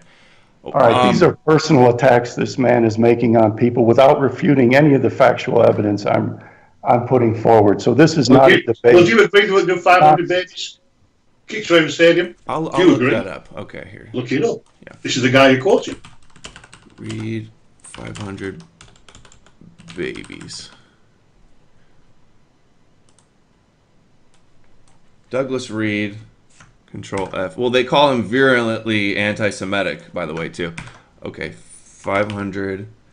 Reed cited a story. Okay, criticism. Noted that Reed was one of the first anti-Semitic writers to deny Hitler's extermination of the Jews. Okay, so he's a Holocaust denier. George Orwell compared dismissing... Orwell noted Reed dismissed the Nazis' persecution of German Jews and even the pogroms as just propaganda. Reed cited a story in the Daily Herald about Germans in football clothes playing football with 500 Jewish babies in a football stadium near Kiev. This story had been So he was dismissed. Refuting it. He cited a story. He was refuting it as war propaganda. Yeah. This man is putting out propaganda and nonsense and trying to scapegoat the Catholic Church for what the Jews did to themselves.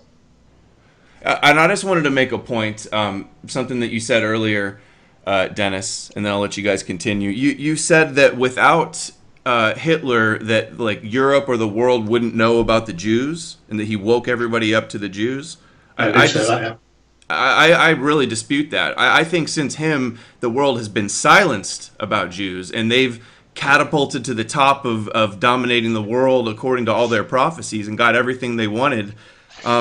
And like, you know, in Germany there was Martin Luther that they say inspired the Nazis with Jews and their lies and his Protestant Reformation anti-Semitism, you know, quote unquote anti-Semitism. And then also I wanted to mention that you said the Treaty of Versailles was a Masonic ritual, which I don't doubt it at all. But I also wanted to add that the Jews believe and Christian Zionists believe that the Nuremberg trials were actually a Purim ritual.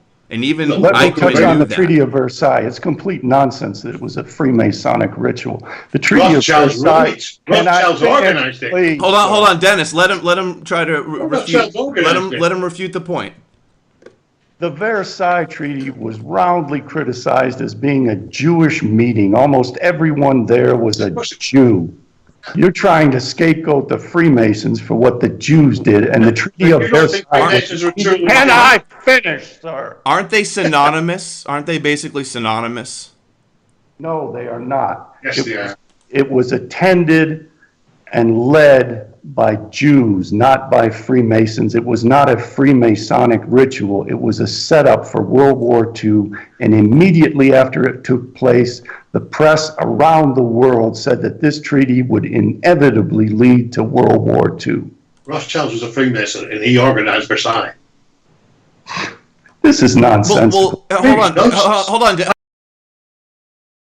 And this is important to talk about. It's like, at the end of the day, right, the way society was, like pre-World War II, a lot of nations on the planet were still semi-feudal in nature. They were still holding on to their traditions and their cultures and their way of life.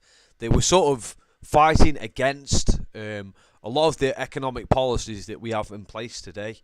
Like, a lot of people were deeply religious still. In England and all over Europe, they were deeply religious. Even in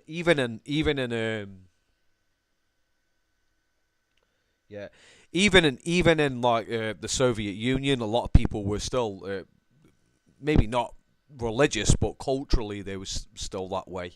They were anti-abortion, anti-homosexuality, anti-immigration, things like that. And like I've talked about in previous streams, when you have revolutions in countries, when you necessarily have to move in a certain direction, you've got a few options, haven't you? So if you're a leader of a nation, if you're top of the hierarchy, you can't just force people. You can't just force people into accepting the new status quo.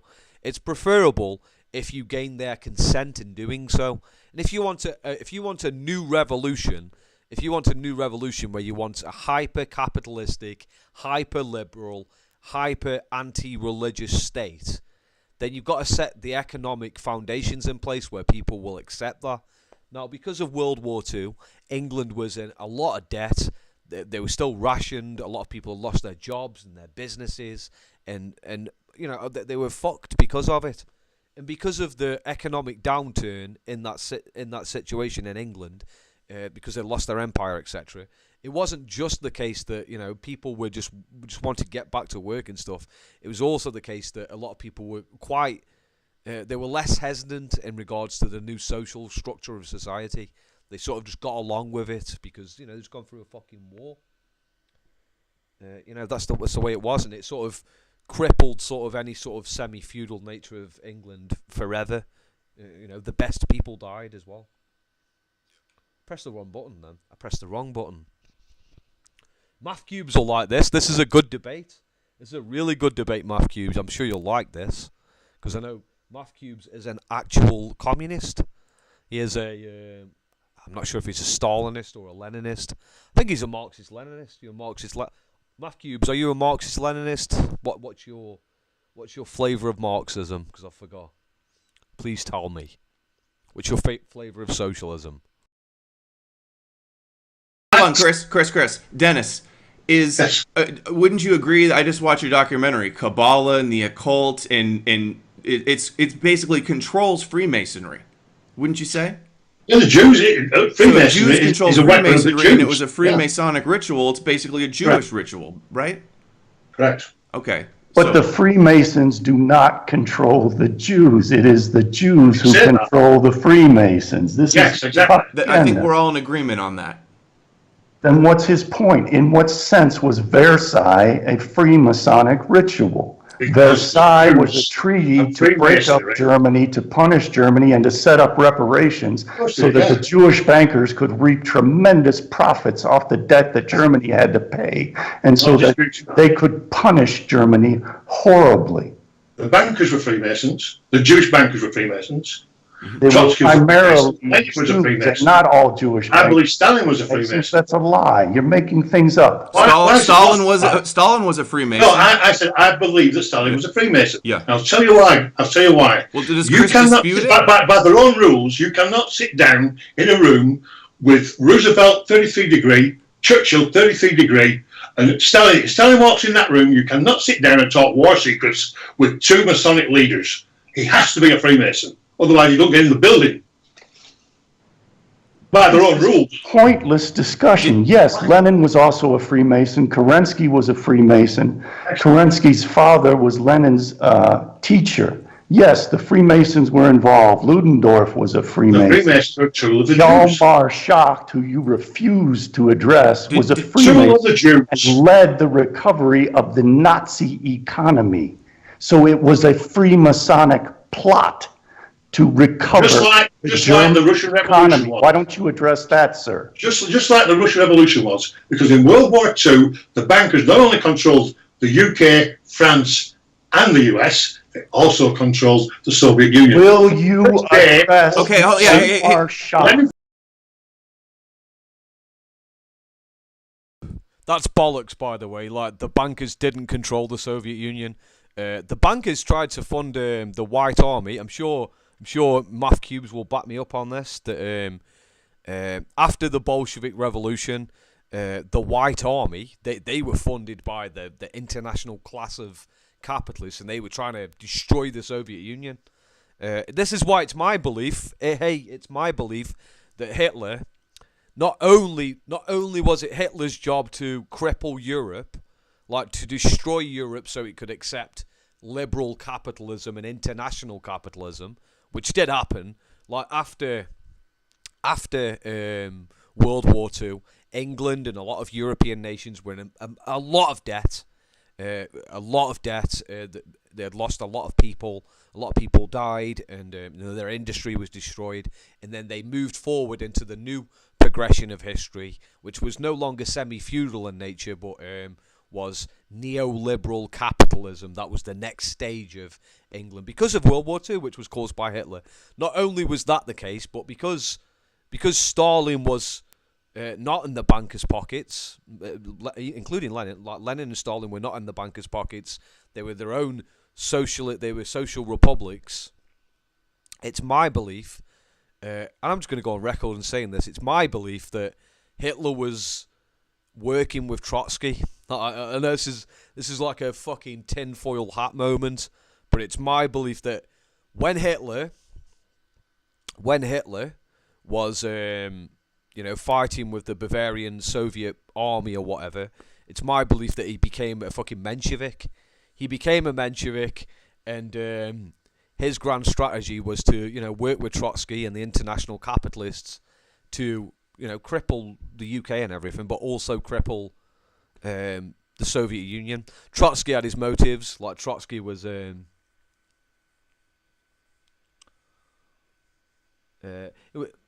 Mathcube says it wasn't really the bankers per se, but rather all of the international and national capitalists of Russia that funded the White Army. That's true, yeah. So it's my belief that while Hitler was fighting in the Bavarian Soviet Republic army or whatever against the Free Corps of Germany, he was obviously a communist of some sort, or a Menshevik of some sorts, and his grand strategy was accelerationism. And Trotsky was obviously motivated for his own reasons to fucking collaborate with fascists. And it's my belief that he collaborated with fucking Hitler because he wanted fucking Stalin gone, pretty much, because of what Stalin fucking did to fucking these people. To Trotsky. Just justified, by the way. Trotsky was a dirty Menshevik. He wasn't. I don't even believe that Trotsky was a socialist. I believe he was a capitalist, pretty much.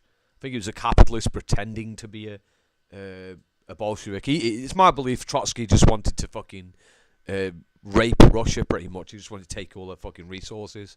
Wasn't a real socialist, in my opinion. Not at all. Hold on.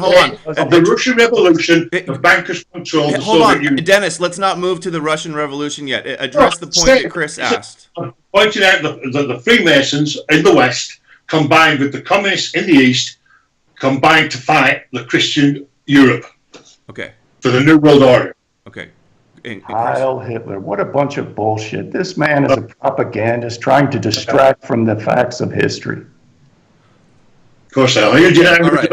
We're Freemasons. Let's you know, one side, Chris believes that there's Nazi Bolsheviks propagandists, and there's people that think that Chris is a Mossad shill pushing Jewish propaganda, which I disagree with. I don't think this is Jewish propaganda at all. You never see this promoted in the mainstream anywhere. The Jews will be even more mad about Bjerknes's interpretation than Dennis's. Would you agree with that, Dennis?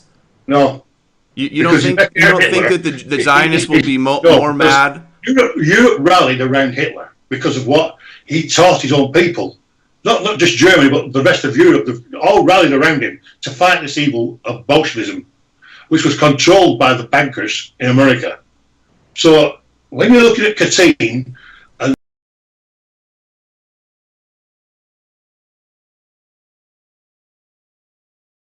Roosevelt and Churchill are saying, oh, Stalin didn't do it. Now you know why they said Stalin didn't do it. Because they're all in it together. And Chris just believes Hitler was in it together too. Lenin said himself the best way to control the opposition is to lead it. Well, I mean, they have their. Would you agree that they have their villains and their heroes? Why is it so important to point out? Okay, hold on. Can I just say, it's a myth. It's a myth. Hitler did not create Christian Europe. Christian Europe. Hold on, Dennis. I'm trying to talk. It's a myth that the bankers fund both sides. It's an easy get-out card. They didn't fund in Libya Gaddafi. They used Gaddafi's money to take him down. Well, I didn't say that they always fund both sides of everything, but the consensus. I mean, you can make the case for it. It's a fact they funded Hitler, and it's a fact that they put Lenin in power. In fact, I'll prove it to you. Can I finish a sentence, sir? No. Sir, can I finish a sentence? The bankers, you're saying the bankers funded Hitler, right?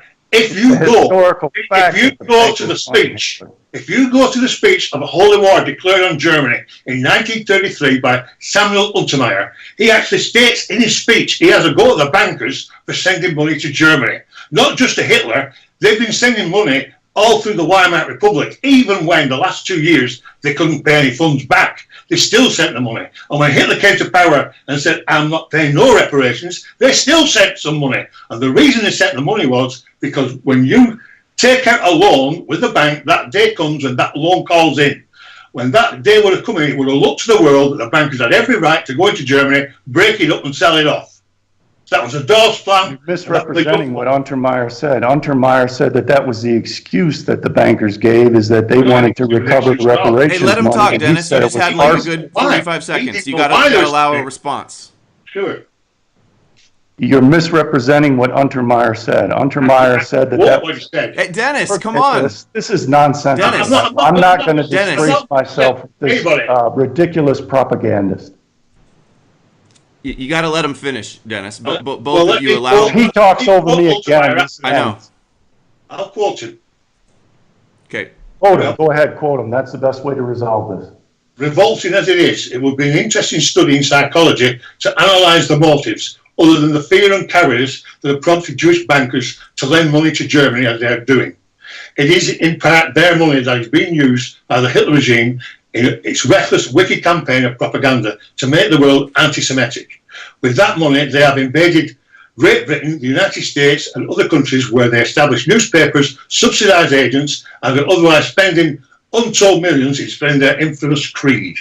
The suggestion that that money towards paying the honest debts that they have repudiated is answered only by contemptuous sneers and silence. Now that's exactly what I'm saying. Goes on unabated, the ever-increasing intensity to the everlasting disgrace of the Jewish bankers who are helping to finance it and the weaklings who are doing nothing effective to check it. What he's saying is that they're sending money to Germany. He doesn't know why.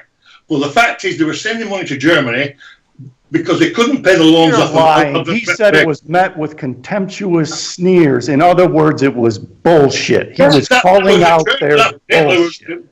You're a liar, sir. You're a liar. You're misrepresenting. I'm not a liar at all. Okay, all right, hold on, guys. Let's dial it back a bit. If we could start maybe on another subject here. Dennis, have you seen the more recent video that I did with Bjerknes? No. Excuse me? No. Okay, you didn't see it, and you haven't gotten any of his books, right? No. Okay. So I was You're going to an ask you, like, ignoramus. You're an ignoramus. You've misrepresented issue after issue. You lied about Douglas Reed. You lied about Samuel Untermeyer. You don't know what the hell you're talking about. Of course, yeah. okay, hold on. So Dennis, I was going to ask you, like, if you saw it, like, what was something that you saw that, like, you had a question in your head, like, how could this be possible if what Chris is saying is right? How could what be possible? Well, if you watch the videos, I don't know, like how he says that. What is your point of contention with my views Yes. is what he's asking. Yes. My point of contention is a ridiculous statement that Adolf Hitler was a communist. Okay, When this you- is nonsense. when Joel Rubens killed 20 million. Hold on. Let me just address that. How could you say it's ridiculous if you haven't read his book? That's like, hundreds of footnotes and hundreds of pages where he lays out the evidence and his. I'm just going to say on record, I believe Hitler was a Trotskyist. That's what I believe he was. I believe he was a Menshevik. He was a Menshevik that got his ideology when he fucking was serving with the Bavarian Soviet army against the Freikorps. He was a Menshevik then. He was a Marxist, but he was a Menshevik, and he sort of took the Trotsky pill. Took the Menshevik pill. He took the Menshevik pill, and he wanted to fight against Bolshevism, not because he wasn't a communist, but because he was a Menshevik, in the sense that he wanted a global socialist revolution, but he wanted to do it in a more of an accelerationist approach by starting a war, while gaining power, starting a war with Europe, crippling their fucking economies, which would further accelerate capitalism, which is what Mensheviks want. And he obviously, I believe he was working with Trotsky to destabilize the Soviet Union because Trotsky had issues with Stalin. That's my belief. And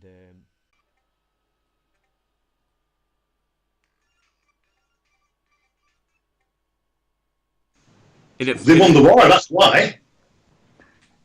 Are You win you the aware? war, Are you aware? May I say something? Yeah, please? go ahead, Chris. Are you aware of the fact that Hitler's and Goering himself opposed Operation Barbarossa, and that Hitler was in the ideal position to have the Soviet Union as an ally because the West would never dare attack a Germany combined with the Soviet Union? Are you also aware that Stalin had foreknowledge of Operation Barbarossa and did absolutely nothing to resist it? That's why the breakdown, is it? I'm sorry, what did you say? And that's why I had a breakdown. That's why he had a breakdown? Who had a breakdown? Stalin had a breakdown. Are you denying that it is a historical fact documented by German spies in Japan that Stalin had foreknowledge and knew the precise date that Operation Barbarossa would commence and did absolutely nothing to resist it? Are you aware of the facts that the Soviet Union had intelligence from the German marry throughout the war, including radio transmissions from Hitler's secretary, Martin Bormann? Can I finish? I'm saying that after Churchill was defeated in Europe, he ran to Roosevelt. Roosevelt couldn't supply you guys are not addressing each other's points. Stalin. That's what I'm saying. Chris was talking about something completely different. I know what Chris is about. Let me start with another question. Not even Germans knew about it. Excuse me? Not even Germans knew about that invasion. He had to keep it secret. He said himself the only thing he had was surprise. And when they invaded the Soviet Union, they were all there. Millions of them captured that first week. And the West still deny it today. If you look at the memoirs of Leonid Brezhnev, he tells you Stalin were going to invade. You're saying Hitler knew that Stalin was going to invade? Yes. Okay, Chris, do you have a And he response to saved that? Europe, by the way. He saved Europe. That great man saved all of Europe because Stalin would have gone straight to the coast. Straight to You're saying Hitler saved Europe? Yes, by preempting Stalin. That's why the bankers deny it, and the West education system. They won't have nothing to do with that because they know if Stalin invades, all Europe falls. You have, are you there, Chris?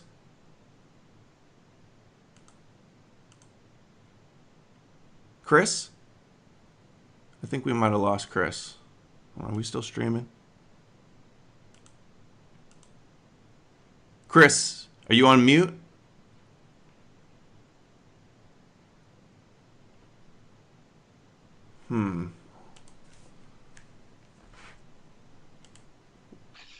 Chris, you there?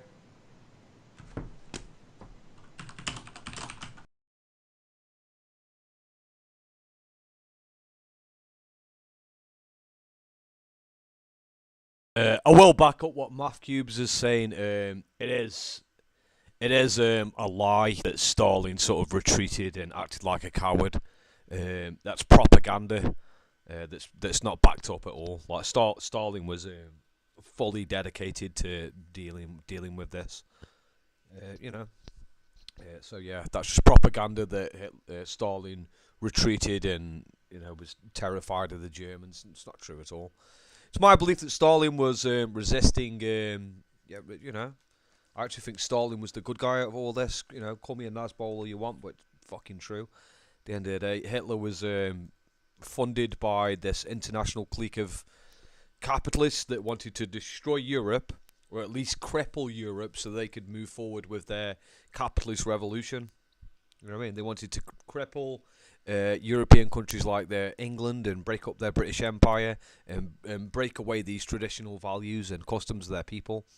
And it's also the case that they wanted to, cripple the Soviet Union. So Stalin was in a position of weakness, which he was. Like after World War II, Stalin had lost 20 million fucking people. His economy was fucked, and it made it very difficult for him.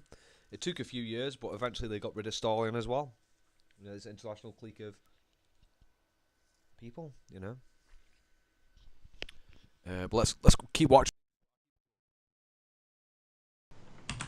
Let me see what happened here. I didn't hear it like doo-doo. Usually you hear if somebody drops off. Mm-hmm.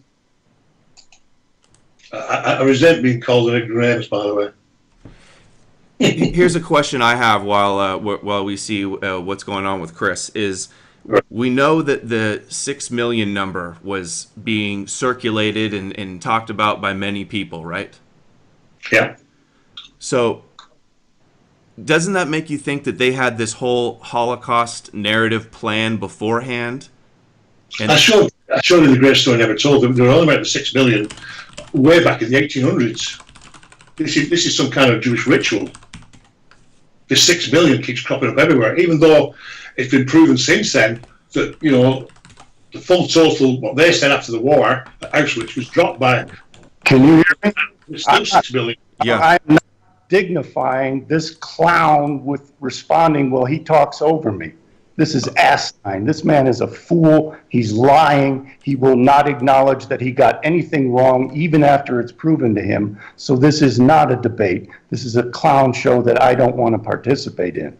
Oh, okay, well, let's just go another 30 minutes. We have 2,000 people in the chat. This is important information. Let's just go another 30 minutes. I've still got some questions. Especially if I'm allowed to speak without interruption. Yes. And why don't Please. you set a timer, because I'm going on and on as well. I acknowledge that. Okay, why don't all right. you set a All right. timer, some kind of way of limiting this to one point at a time? Okay, please, Dennis, both of you, the audience doesn't like it when you talk over each other. Please finish one point and keep it to one point and allow a back and forth response. So, Chris, while you dropped off there, we were talking about the 6 million gematria number and how. Can you talk about why you think that's proof that the whole thing was orchestrated as a big ritual? Well, the 6 million figure, as Dennis Hedesheimer pointed out, was bantered about for decades before the Holocaust took place, even before Herzl came up with the idea of the transfer agreement. So it was obviously a very important figure to the Jews, and they required it. Now, how could they have this figure or claim this figure unless they put someone like Hitler into power to fulfill their 2,500-year-old prophecy, which called for 6 million to perish so that the Jews would return? That's my point. Can you, Dennis? I just said the same thing, that this 6 million figure has been quoted for long before World War II. It seems to be some kind of Jewish ritual. 6 million, even though the Auschwitz figures were dropped after the Ernst Zundel trial, they still say 6 million died. Okay, so do you understand the implications of that? That they needed a anti-Semitic government to come in and fulfill their Judaic role of a Haman Esau figure to persecute them and make them atone. They're willing to sacrifice their own so that they could return to their land. You don't see how what they needed was somebody strong enough to stand up against them and galvanize Europe to fight the Bolsheviks. And he did such a great job of it, right? Killed 20 million of them.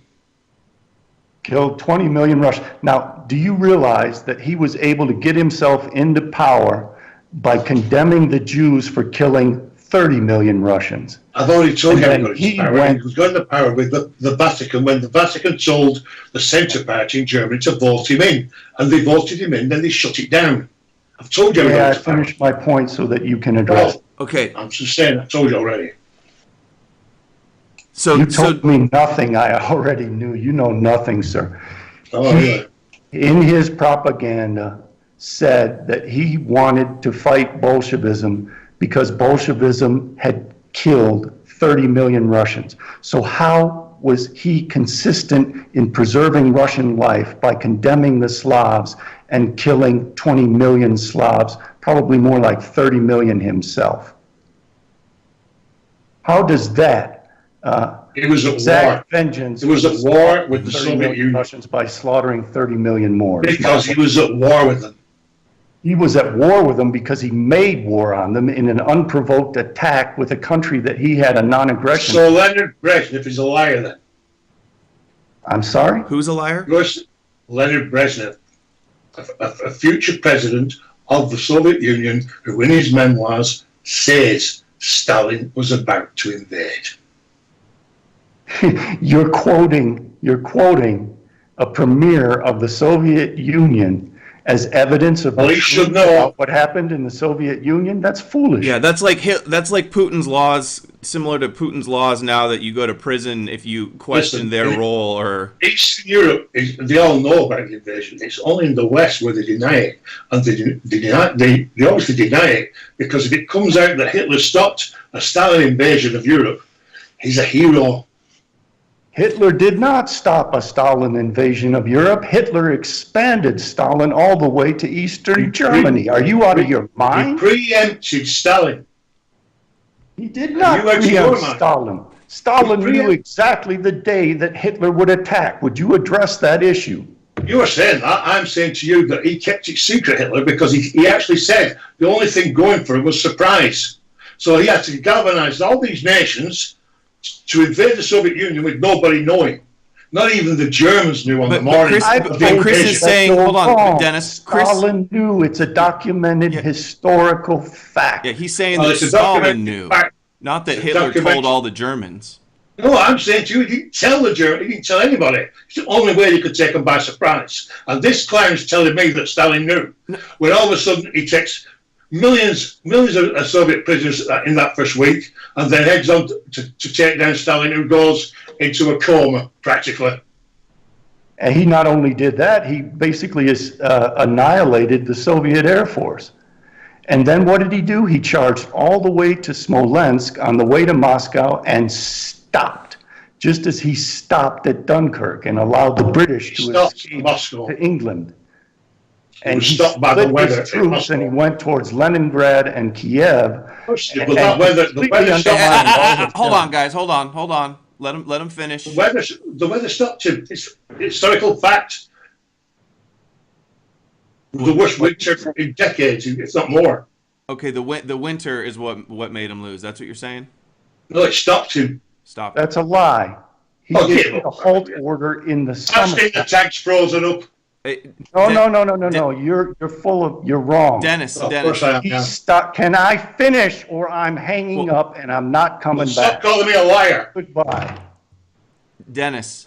I'm curious, where did you base your greatest story never told on a book or a couple books? Where did you get the info for that?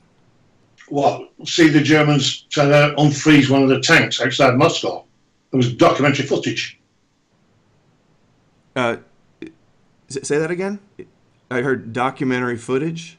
Documentary footage. The Germans they'd stopped at the gates of Moscow. The weather had frozen everything up. It was the worst winter on record. Okay, I see. You're talking about just that point. I'm asking just like in general. Was there like a book or a couple books where you got most of the information of the history for the greatest story never told? I listed all the sources at the end, yeah.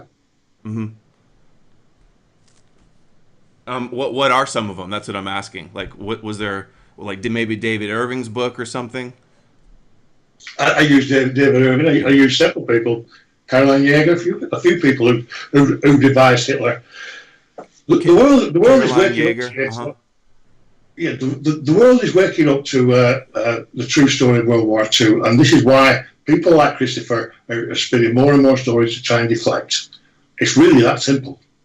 Well, you say people like Christopher, but it's really there's not too many people out there that are saying this. I know Hollywood does. Hollywood says that Hitler was controlled by Zionists. Hollywood brings out and that the Jew. Hollywood does, hold on. Hollywood does not say. I know they demonize him, but Chris addressed that point. But Hollywood does not say what Bjerknes says, which is that the Zionists orchestrated. They're not that daft, are they? And would you agree that would anger them more if everybody was believing that Hitler was actually in the Holocaust were actually all the doing of Zionists? Wouldn't that make them more mad than just Hitler was fighting them and lost? It's just another way of demonizing Hitler. It's another way of muddying the waters. Just like saying he's a Rothschild, just like saying, his mother was made love to a Rothschild and had Adolf Hitler as a bastard baby. The same thing. Been going on for years. CIA have been doing it for decades. And Hollywood just perpetrate the demonization, whichever angle they come from. Well, here. Listen to this. In my view, like I've seen your documentary over the years. I've seen Last Europa. I've seen Europa: The Last Battle. I know about this stuff. When I heard Bjerknes's theories, I was intrigued and I wanted to just see if there was. Whatever happens, that war decided us, the whole world, to be ruled by the Jews. Okay, hold on. You made a point there. Hold on, Chris. Tragedy in history. Chris, hold on, guys. Hold on. You just said that Putin doesn't want communism. I want to hear Chris respond to that. Putin is a career KGB man. The KGB has a reputation that once you're in it, you're never out of it. Putin was director of the FSB, and he said the greatest tragedy in history was the fall of the Soviet Union. Now, in terms of the defeat of one empire by another, both Goebbels and Hitler said that it didn't matter whether the Russians won or the Germans won, because either way, socialism would win. And at the end of the war, Hitler and Goebbels and Eichmann said that the Eastern power had been the greater power, and therefore nature had taken its natural course, and it was just that the German people be annihilated. Can I answer that? Yes, and I want to add before you respond that they also viewed the Germans as Amalek and as Haman, and they are obligated by God to destroy them, and they wanted to genocide the Germans, and they did it, basically. Go ahead, respond. This old theory about socialism, that wasn't National Socialism, wasn't nothing to do with Marxist socialism. In fact, there were two deadly enemies. So when he's saying like that, whoever won, it didn't really matter. Of course, it would have mattered, because everything that. Stop interrupting. I thought he had finished. I'm sorry. So what I'm saying is like that after the war, today, this is the reason why today we're getting all this communism seeping into our laws. We can't talk about this, can't talk about that. All the sexual things like transgenderism and the gay movement, the civil rights movements are all communist movements, Jewish movements. Yes. So at the end of the day, that would not have happened if Hitler would have won. Okay, go ahead, Chris. Hitler would have won if he had simply allowed his generals to win.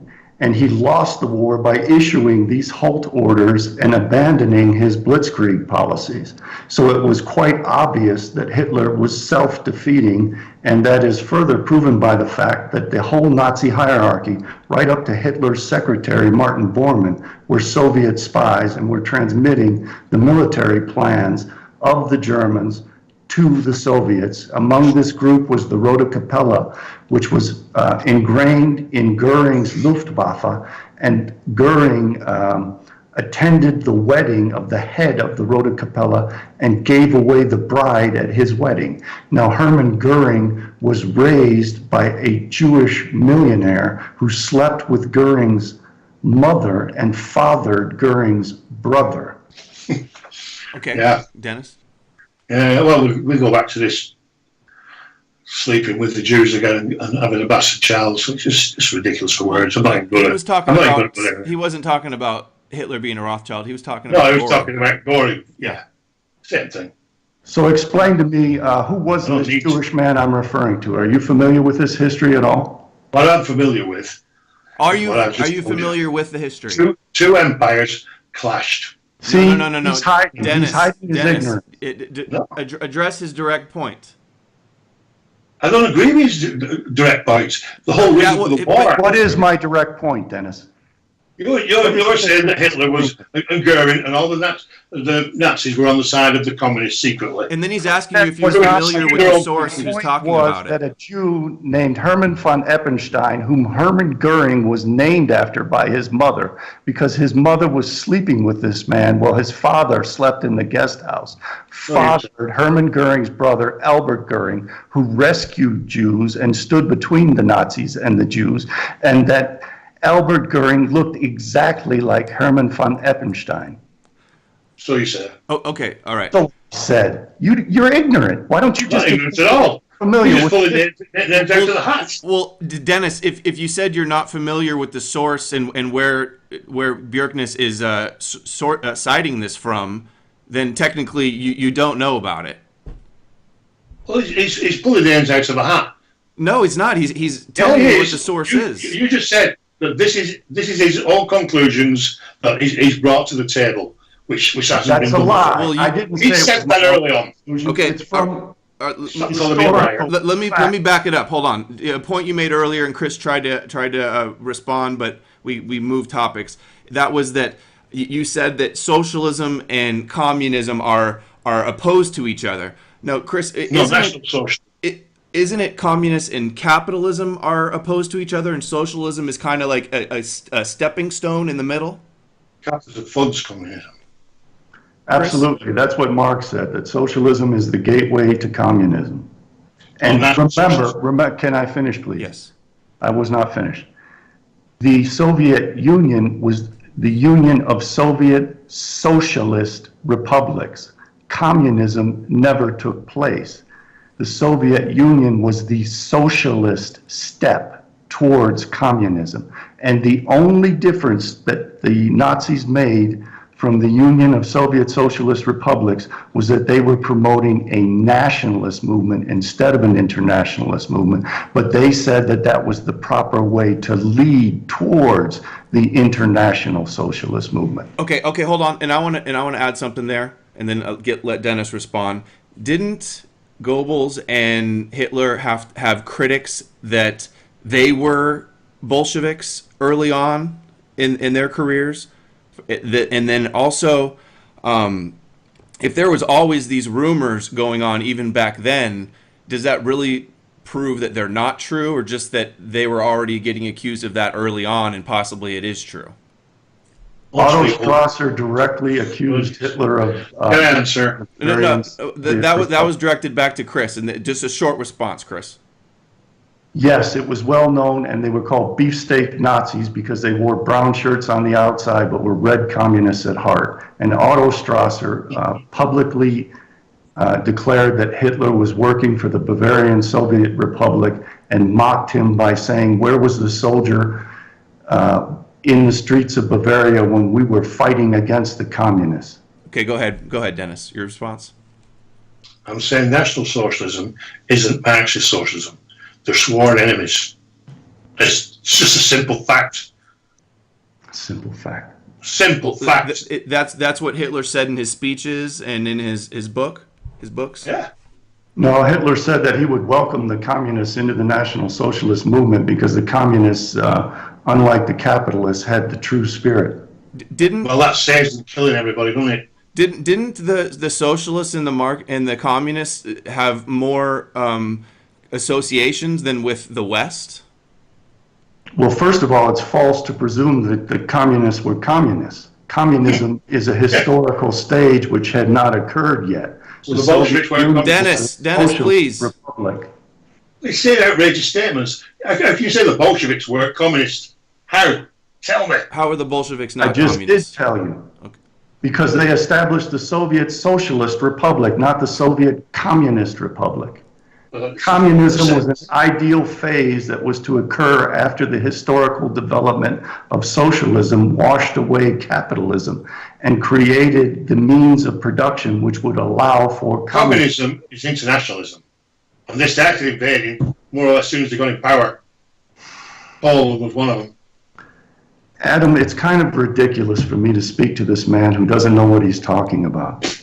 Well, let's just keep discussing the issues, and the audience can. If you want to talk about internationalism, you just said that Hitler led an international coalition to attack the Soviet Union, so Hitler was an internationalist empire. He was forced into that. He couldn't wait for Stalin to invade Europe. Whether he was forced into it or not, he did it. He was an international. Of course, he had to do it. He was forced into it. He was forced to invade Poland. Didn't Hitler have the wasn't the Sykes-Picot agreement with the Soviet Union? And didn't they agree to split Poland or something like that also? Yeah, but I'm not talking about that era of Poland. I'm talking about 1920, when the international communists invaded Poland. Okay. Hitler had nothing to do with stopping the internationalist communist invasion of Poland. The Polish people did, and Hitler punished them for it. I'm just saying. Can I finish a sentence without being? Because you're accusing me of something I didn't say. I didn't say Dennis, you gotta let him finish his points, though. No matter what he says, just let him finish the point and then respond. I never said that Germany stopped the Bolsheviks from invading Poland. Get that one right. So you're just saying that they did invade Poland in the 20s, no, I'm saying so that he had to preemptively invade them. Communism invaded Poland. That's what I'm saying. And he's saying, it was socialist. And in 1939, the international socialist Nazi government invaded Poland too. So what's the difference? Because he had to invade, because he was being threatened with invasion himself. That's a lie. He was not being threatened. That's not a lie at all. It's a fact. Where's the fact from? The fact in 1939, which is what I said. I wasn't talking about Operation Barbarossa in 1941. I was talking about the invasion of Poland by the Nazis at the same time Stalin invaded Poland. So Hitler helped Stalin to again invade Poland. So Hitler expanded the Soviet Empire not only into Poland, but he allowed Stalin. Can I finish? He allowed Stalin to take all the Baltic nations. The reason that he gave half of Poland to Stalin was because at that time, the German minorities in Poland were facing pogroms and murders. And he had to invade, but if he invaded, he was frightened of the fact that France and Britain would declare war. But he thought that if he could invade, with Stalin invading as well, nobody would declare war. Chris? And they did declare war on him, but not on Stalin, for a reason. Because the bankers ruled the Soviet Union. The Baltic nations were historic German territories by the Volksdeutsche were throughout Memel, and all of the historic areas of the Baltics were filled with Volksdeutsche Germans, and he allowed Stalin to come in there and eventually mass murder millions of them, and he did that under no threat whatsoever. He enabled... Can I finish? He saved the German minority in Poland. Adam, this is ridiculous. It's not ridiculous, it's a fact. They were being murdered, and you know they were. They were not being murdered in significant numbers that would justify the invasion of Poland. Let me ask a question, okay? Let me ask a The question. real issue involved in that was not murders of Germans in Poland. That's a bunch of BS. The real issue was the Danzig corridor so that the Germans could obtain access to East. That was one reason. But the main reason he had to invade eventually because of the killings. Okay, I got a question. It's- Hitler declaring war on America, Britain, and the Soviet Union. Do you He know? didn't declare war on them. He didn't. He only declared war on USA. Okay, well, still, while he was already at war with the Soviet Union and Britain, doesn't that seem? I've heard that described as like a suicide mission, along with the invasion of the.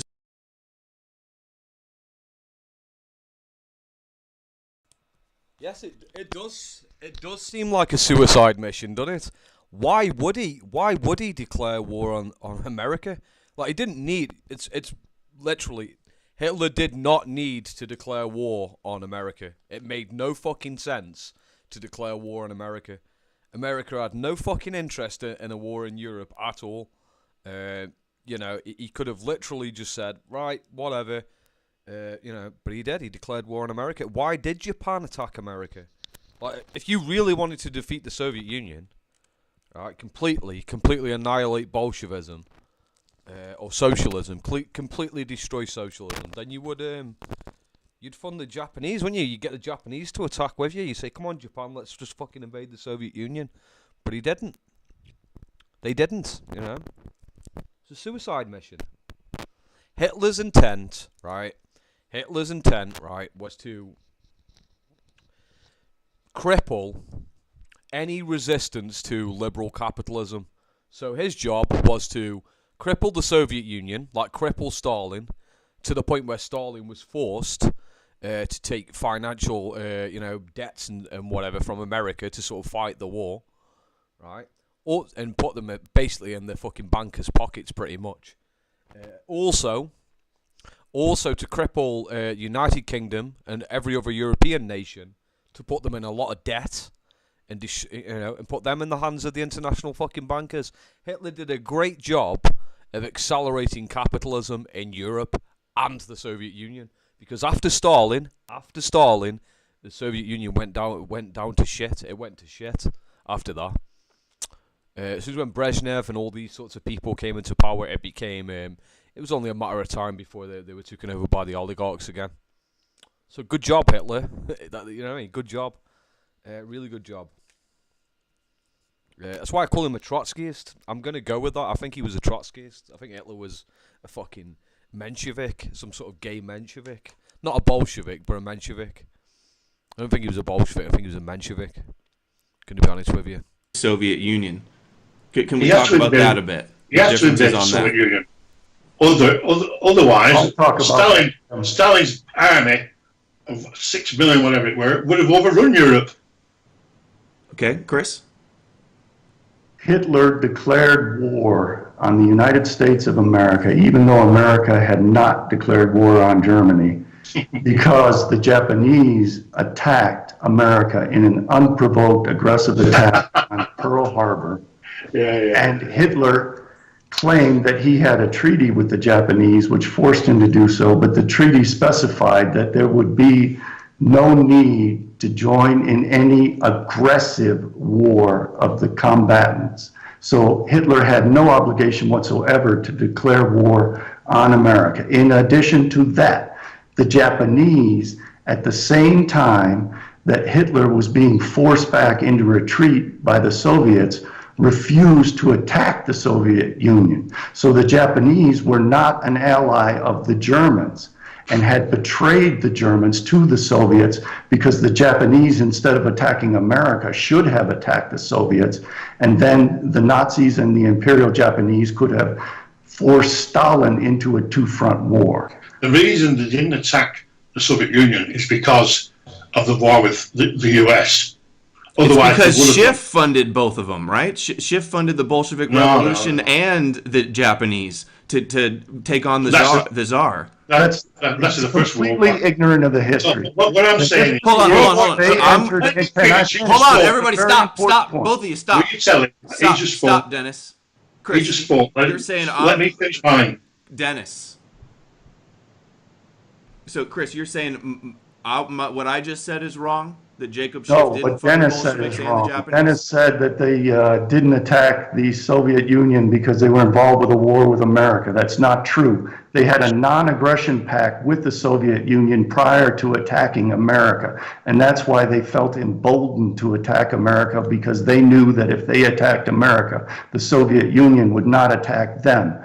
And that was a great boon to Stalin to be able to crush the Nazi forces, because he was not forced to face a true front war against Germany and Japan. So Hitler, knowing that the Japanese had entered into a non-aggression pact with the Soviet Union, still betrayed the German people to Japanese interests, just as he betrayed the German people to British interests. He allowed the British to escape to Dunkirk. He declared war on America, knowing after the First World War that America's entrance into the war led to the defeat of Germany, and inevitably ensured his own defeat. And all this happened exactly at the time. Momentum of the war shifted to the Soviet Union, and they began to chase the Nazis back all the way to Berlin. The reason why Japan attacked America, which was made so much easier for him by Roosevelt, was the fact that the oil embargo on Japan would have stopped their war with China, their war against communism. And they signed an agreement with Germany to fight communism. But they couldn't fight both. Saying that the Chinese were. Let him finish, Chris.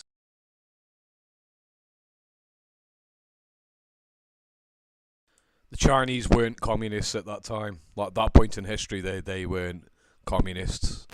Like, the communists took over in China in the 1950s. Like, China at that point was not communist in any way. It was led by an imperial, I think, I do believe. So that's a load of bollocks on Dennis Wise' position. And in regards to the oil embargo, if Japan wanted oil, then it makes perfect sense to invade the Soviet Union with Germany.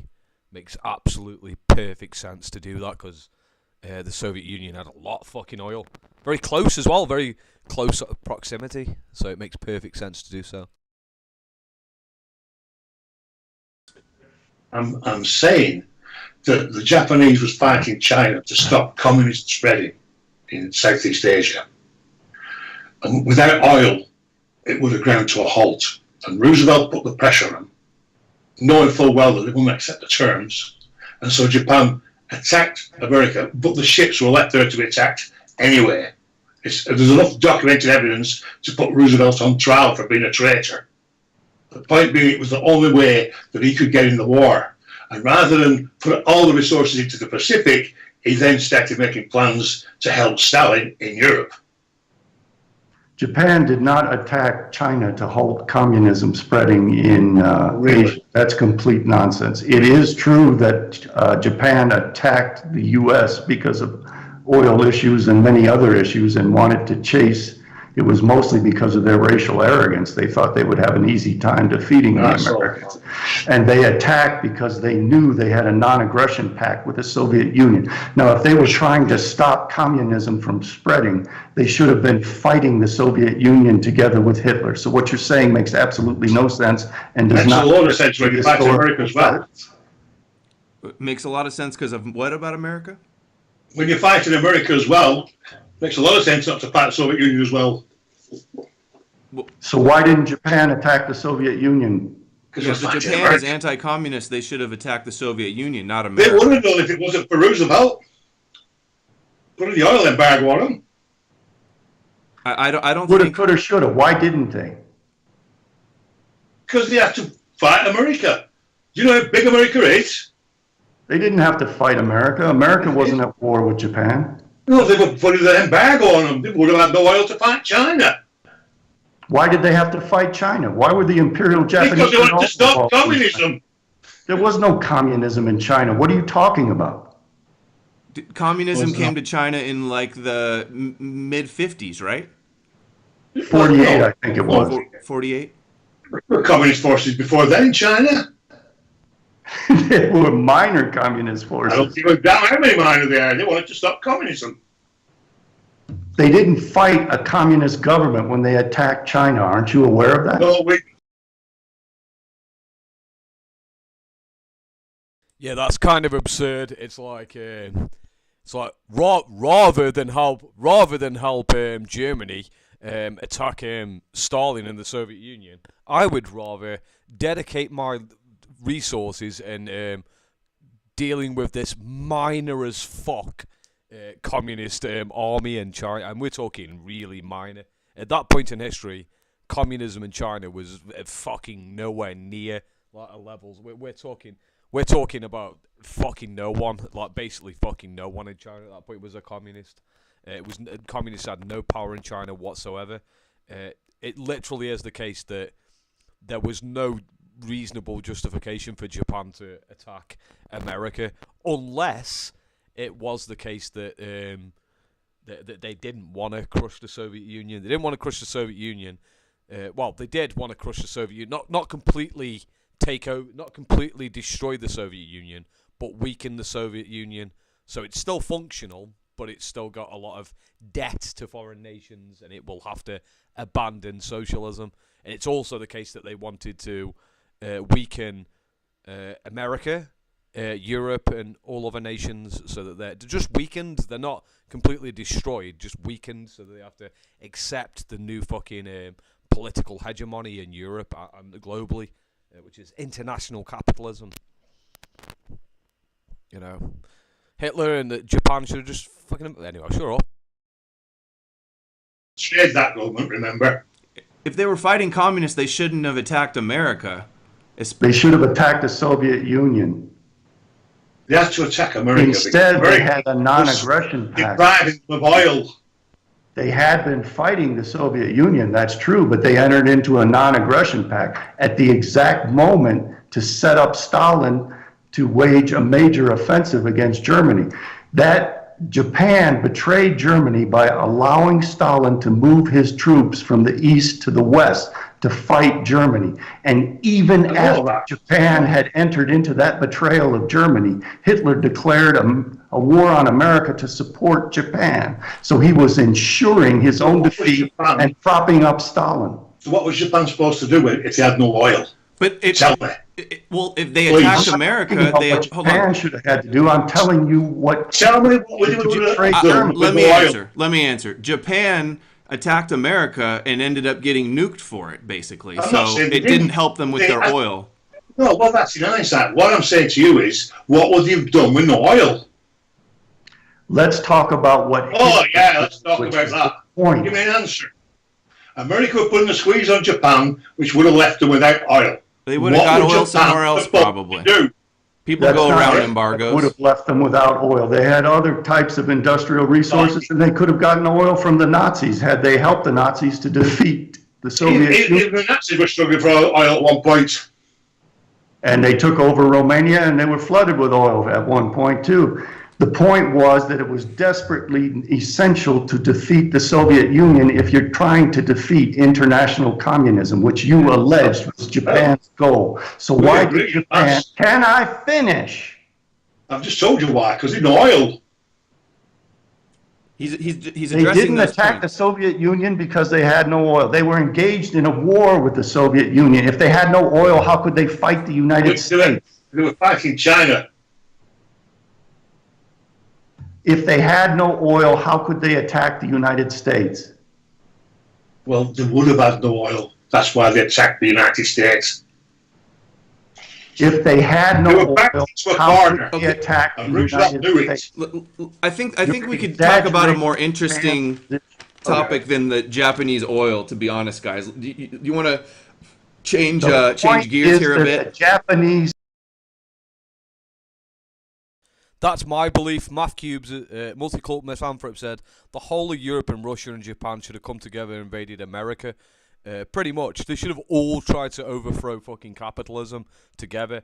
Ultimately, though, Hitler, his main fucking objective was to fucking cripple Europe, cripple his own fucking country, and cripple the Soviet Union. So all of these powers, all of them, Soviet Union, Great Britain, all of Europe, including Germany, were in a position where they were in that much debt that they had to. That eventually, their fucking nations were in control by this global elite of international cosmopolitan capitalists. I mean, this happened in the Soviet Union because Hitler was attacking the Soviet Union. Stalin had to take investment from America. Like America invested in the Soviet Union. Because they had all this investment and infrastructure put in place, they were eventually gay-opped after Stalin. This is why, and Stalin also lost 20 million people. Like 20 million people had died. Vast amounts of the country were completely fucking destroyed, and it put the Soviet Union in a weaker position. It was a way of controlling the Soviet Union. Ultimately, they don't become like a real superpower. They did sort of recover, and that's why the Cold War was a thing, but eventually that got gay-upped. It's also the case that because England and its empire was destroyed, pretty much destroyed. It moved from having sort of a semi-feudal system that was nationalistic, Christian, traditional, and pretty much anti-immigration and anti-fucking hyper-capitalist policies. Because of the war, they moved into, over a series of decades, into neoliberal capitalism. The same applies to all of Europe. All of Europe went into the same model, and that's why after World War II, talks of a European Union came into existence, and that's why we've got a European Union. We've got a European Union because a lot of these independent nations were completely fucking destroyed because of World War II, and it made more economic sense to become part of a European Union, and that's why we're in the mess that we're in right now. And that's why if anyone calls himself a nationalist, they're immediately branded as a fucking Nazi. And that's why if you're a fucking Wignat, you're part of the fucking problem, legitimately. Who is Dennis? Dennis is the man who...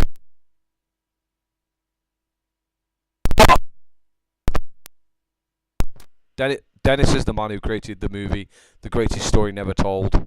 I'm sure you've heard of it before. It's what all Wignats love. It's like, oh, fucking amazing.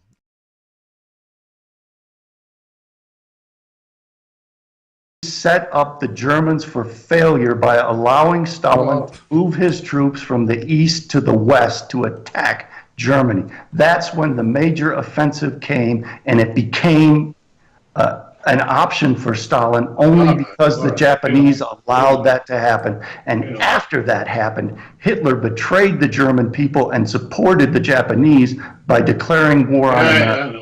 And Dennis, can you stop?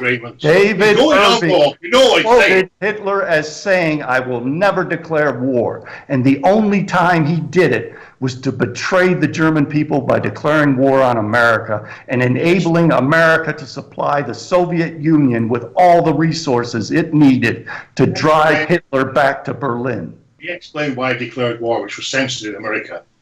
But the Americans were already...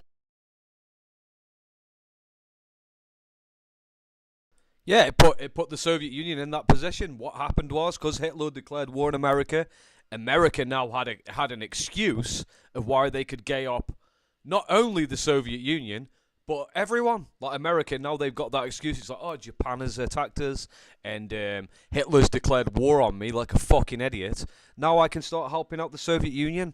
And the Soviet Union reluctantly had to fucking accept that. They were in a position where they were getting skull-fucked by Germany.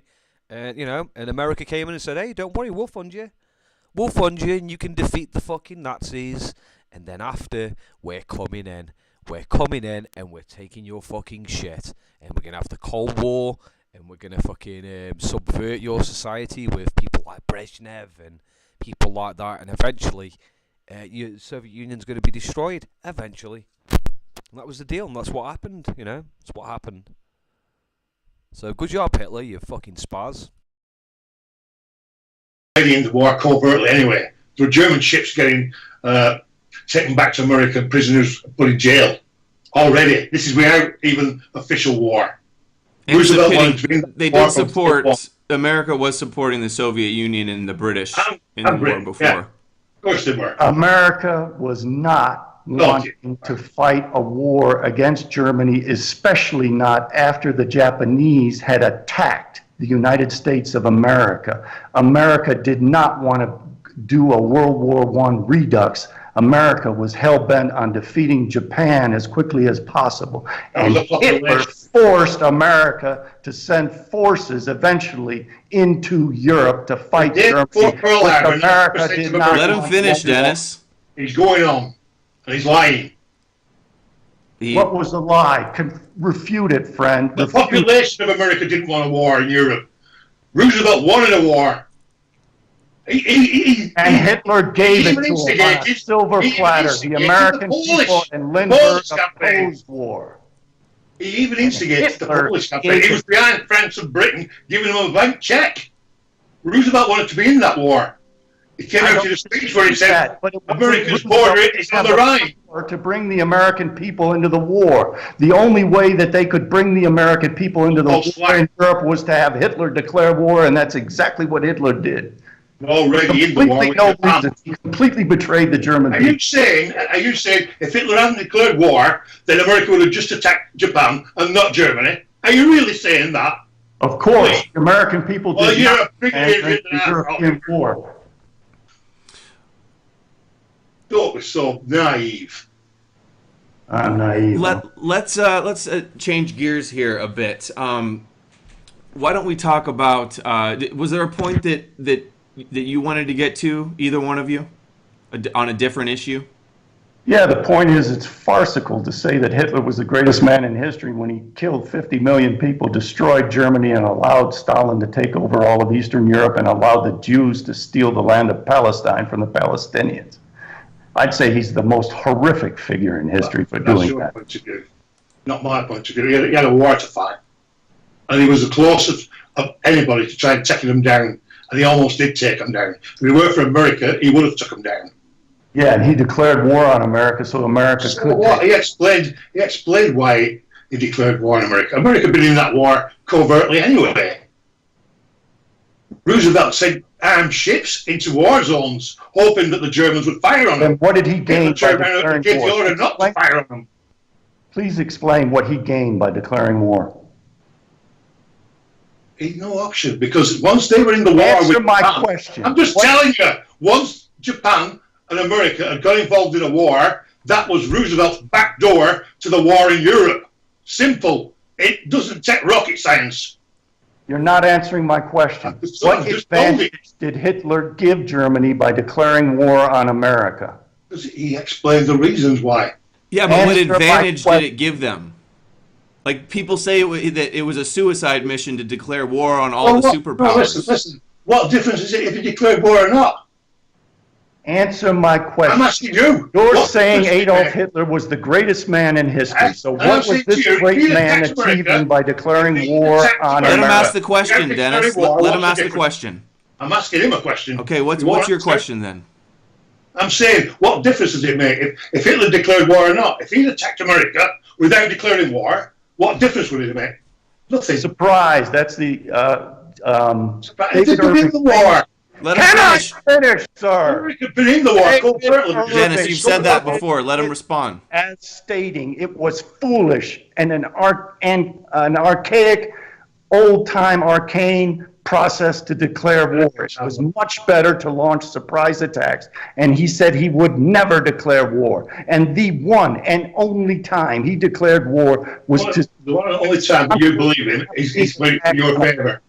That was unprovoked, and he had no interest and betrayed the German people by doing it. And you can make provoked at all. It gave him not a single advantage gave him.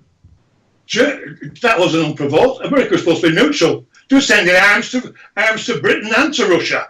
Well, wasn't America funding Hitler too, like with the Bush family and Ford and IBM? Again. Rumors. ITT. Those are all rumors? Rumors. What is the water This again? man is nonsensical. He knows nothing about it. I've told you the banks were sending money to Germany. Okay, here, I want to shift gears, all right, guys? Chris, I want you to give just like a very brief overview of how the assimilation and the atonement and wanting anti-Semitism, and then allow Dennis to ask his question or respond, okay?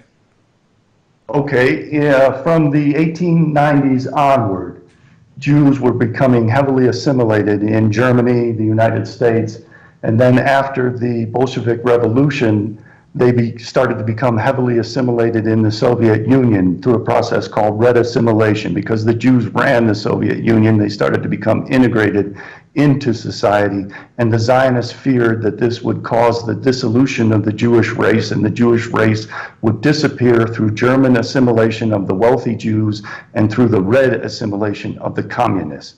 So they were forced, because they much wanted communism to be successful, to create an anti-Semitic communism, which became National Socialist Germany, so that they could both expand the Soviet Union and force the Jews to not assimilate with Gentiles. And the Nuremberg laws, according to Julius Streicher, were based on Mosaic law, which absolutely forbid Jews to marry and interbreed with non-Jews. And the Nuremberg laws were embraced by the Zionists and were celebrated by the Zionists because they ended the process of assimilation. The other aspect of your question was to obtain atonement.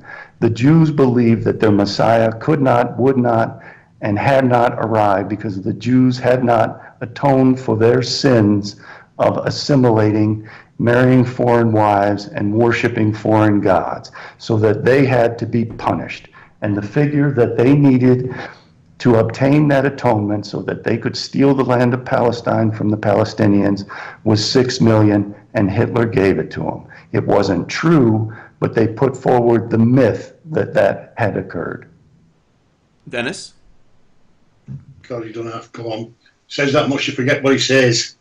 So, Well, he said the first point is assimilation. The Jews in Germany and in Europe, especially under communism and Bolshevism, were assimilating, and the Zionists hated that because they need anti-Semitism to. This can be backed up from perspective as well. After World War II, fucking hell.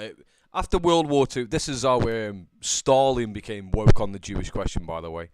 I think I've been over this before, but after World War II, increasingly, the majority of Soviet Jews became Zionists. Soon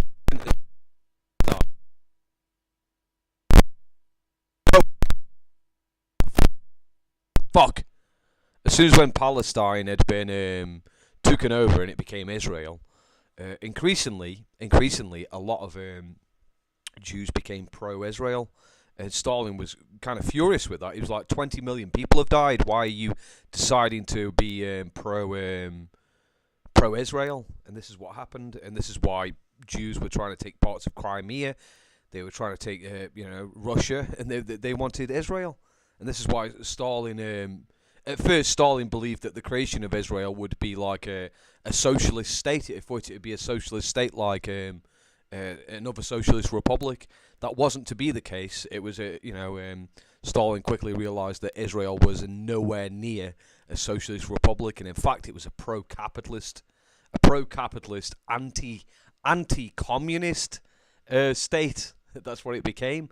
So that's why he became furious. He saw all of these Jews in the Soviet Union, and they started becoming anti-socialist and, pro-capitalism, pro-Israel, pro-America, and all this stuff. I don't believe that it was Stalin's intention for any of this to happen. I believe that Stalin was essentially like it. It was the end. He wasn't put into place. He actually got there on his own merit. But it's my belief that he actually wanted National Socialism, like real National Socialism. But he was fucked over ultimately by these international capitalists. Call them what you will, international capitalists. Call them Jews, whatever. That's what I call them. Perpetuate their religion and their race. So they wanted anti-Semitism. They wanted an anti-Semitic movement to pressure and incentivize the Jews to go down to Palestine, and the ones that didn't, they wanted to sacrifice as a burnt offering Holocaust for their atonement. And what was it? The Rebbe said that they were. Put it this way. I don't really believe all this woo-woo fucking conspiracy bullshit, but I do believe that a lot of Jewish people needed an excuse. A lot of Zionists needed an excuse to form their own state, and the Holocaust and Hitler gave them the perfect excuse for having their own ethno-state, pretty much. You know, that gave them the perfect excuse. You know, and he, you know, so someone's saying that Stalin wasn't a communist. He was a communist, but he was a National Socialist. If that makes sense, you know, communism is an end goal. National Socialism describes like the political environment that actually exists. If that makes sense, it's been talked about in this video. To be fair, I want to just watch it though before, because I've got shit to do. Incarnated. Put it this way: the Nuremberg laws, right, were no different to the laws that the Catholic Church brought out a century before, a couple of centuries before, where they kept the Christians away from the Jews by putting the Jews in the ghettos. All they were doing was doing the same as what the Catholic Church had done. Okay, Chris, It ghettos. was that simple. To talk about the ghettos and how they self-segregated and loved the ghettos. The Catholic Church, the Alexandrian Jews in the Egyptian Empire segregated themselves into ghettos. The Jews had a practice of wiring their homes together to form the ghettos. Dennis's hero Adolf Eichmann said that we didn't have to create the ghettos because the Jews themselves had created the ghettos centuries before. There's a whole chapter on my book. There's a long history. Theodor Herzl said that he wanted to create a world ghetto in Palestine in 1895, long before Hitler ever dreamed of taking over Europe. The problem is, right? The whole idea that the Catholic Church created the ghettos is a false history. It's not a false history.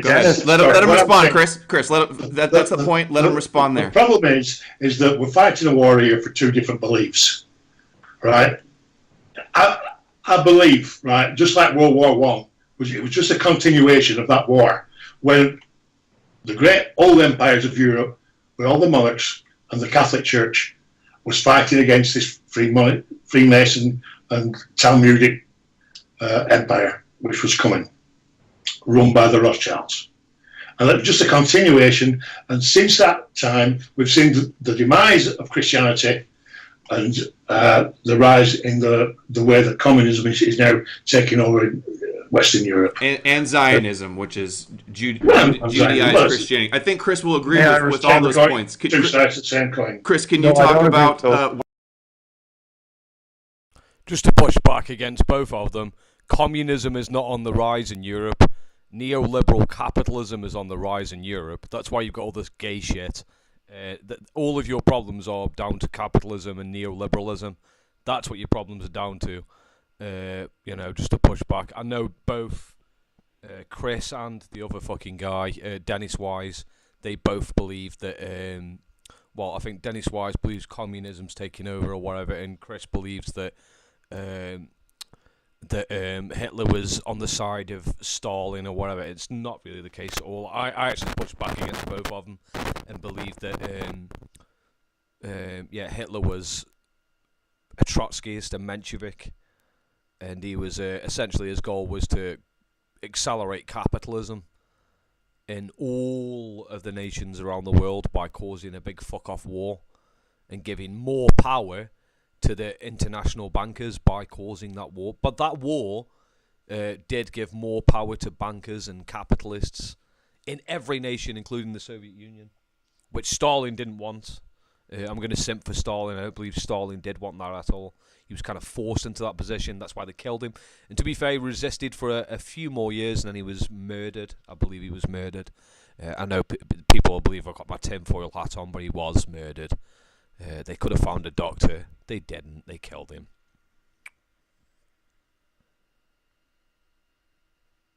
Yeah, that's you know. Why did Stalin do the Holodomor? I'm not gonna do it. If I talk about the Holodomor, it's gonna be like a 4-hour fucking stream. So I'm gonna leave that. Sorry. Maybe another stream, mate. Okay. World War I and World War II and how that's set up for Israel. Can I respond to that briefly? Because he's trying to pin this on the Catholic Church. Okay, go ahead. World War I was fought between three cousins, Kaiser Wilhelm II, Nicholas II in Russia, and George V in Great Britain. It was a battle between Pan-Slavism and Pan-Germanism.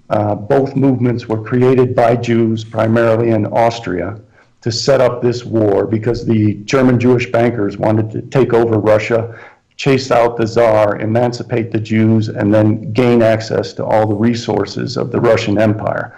And all this was arranged under the Kaiser Wilhelm's administration, and before that, Bismarck was setting all of this up. So the idea that it was the Catholic Church and the Christians who were doing all this is nonsense. It was the monarchies themselves, and they were interrelated, who set up World War I and started World War I. So why was the Pope banned from Versailles? Under house arrest. Versailles was a Jewish operation to set up World War II. Whose side? What'd you say? Whose side? Whose side? Who said? Is that what you're I saying? missed the first part of what you said. Who said it, or who? No, I'm saying that the Pope was not allowed to go to the Versailles Peace Treaty. He was under house arrest. Oh. Right. So what I'm saying is, he's saying to me that it's got nothing to do with the Catholic Church. Then why would they ban him? Well, perhaps the Catholic Church wanted a voice at Versailles to keep the Jews from doing what they were going to do.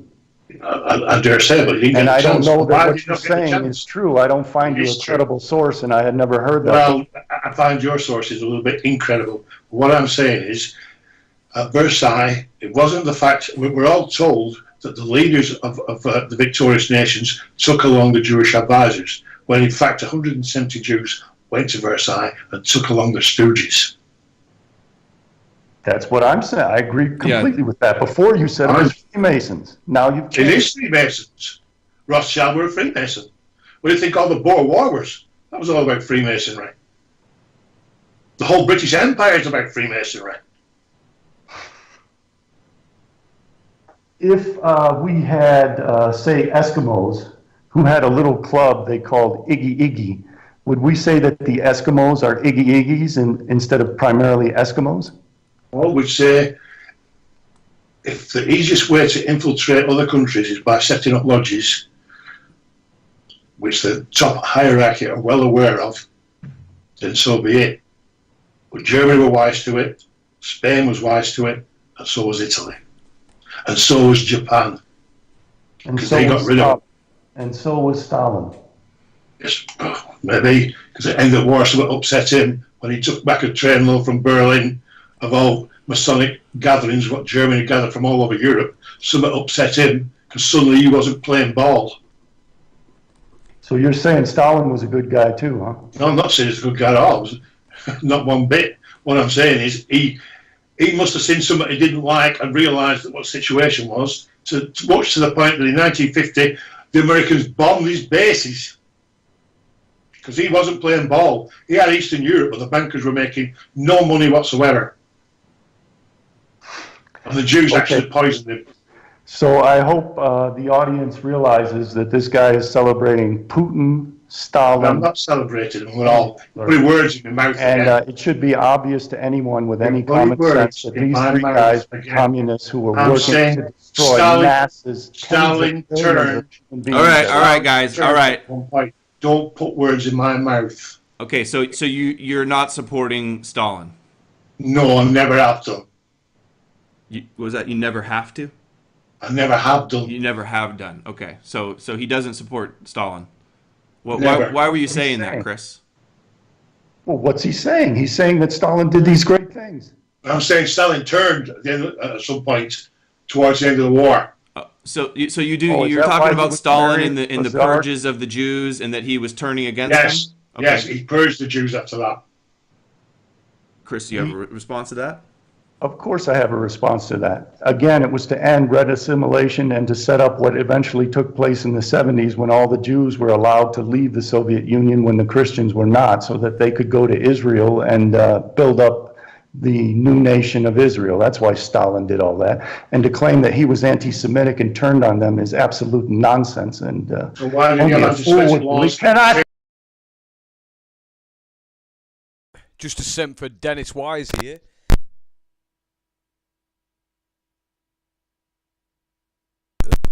The reason why Stalin purged the Jews is to fund Israel. That's not true at all. What actually happened was that after World War II, 20 million people died, and Zionism was growing throughout the Soviet Union. Stalin, at that point, when the Jews started to leave the Soviet Union and started to become pro-Zionism, on record amounts of numbers, Stalin actually started to become anti-Zionist and anti-Jew, to be fair. It wasn't because he wanted to do this, it's because the Jewish people betrayed the Soviet Union. That's what actually happened, and there's a lot of evidence that Stalin became anti-Semitic towards the end of his life. Weirdly enough, you can talk the speech about rootless cosmopolitans, the Jewish doctor's plot, and there's a lot of evidence that he was trying to get rid of the Jews. It wasn't so that they could all move to Israel; they were all doing that anyway. They sort of betrayed him, and that's the way he looked at it. So yeah, that's just to sort of defend Dennis Wise, if that makes sense. But anyway, just watch the rest of the video. I can't be here all fucking night. You know what I mean? Let him finish. The death sentence. Because his Why do you have wife a was special law? Lazar Kaganovich, the mass murderer of the Ukrainian people's sister. Has anti-Semitic laws for the death sentence, and you say he's not. Well, carry on. You do talk rubbish. You're saying he's anti-Semitic laws for the death penalty? He has Stalin had anti-Semitic that? laws carrying the death sentence, yes. I don't know what the hell he's talking about. No, I do. It was illegal to be anti-Semitic in Stalin's Soviet Union. Yes, he wrote an article in the Pravda all about it. Of course, Stalin. Oh, of course, yes. Now all of a sudden, of course. Well, what do you mean? Yeah, That's illegal not a good thing to have laws that is I'm death not penalty saying it for is a good anti-Semitism. thing. What I'm saying is, he turned on the Jews at the end as well, because something upset him. He weren't playing balls with the Allies anymore. But And the Allies were pissed because he had Eastern Europe. you're saying that Stalin had laws where it's death penalty for anti-Semitism. That's a horrible thing, though. It's not a good thing. How is that turning on the Jews? How is that turning on the He Jews? turned on the Jews at the end. He had anti-Semitic laws in the beginning when he first took over with the death All sentence. those laws were put in place by Lenin and Trotsky. Yeah, of course. And they were still there with Stalin. And Stalin did an article in Pravda praising him. You can't criticize the Jews. But at the end of the war, he turned on the Jews. And they eventually Turn punished on the him. Jews by having a Jewish wife. How did he turn on the Jews? Sure. By keeping He must- Lazar Kaganovich as his primary advisor the whole. He's asking the question. Right, Dennis Wise won't answer the questions, but I will. So, although he did, so the story of Stalin with Jews is as far. The door for the cats right there, man.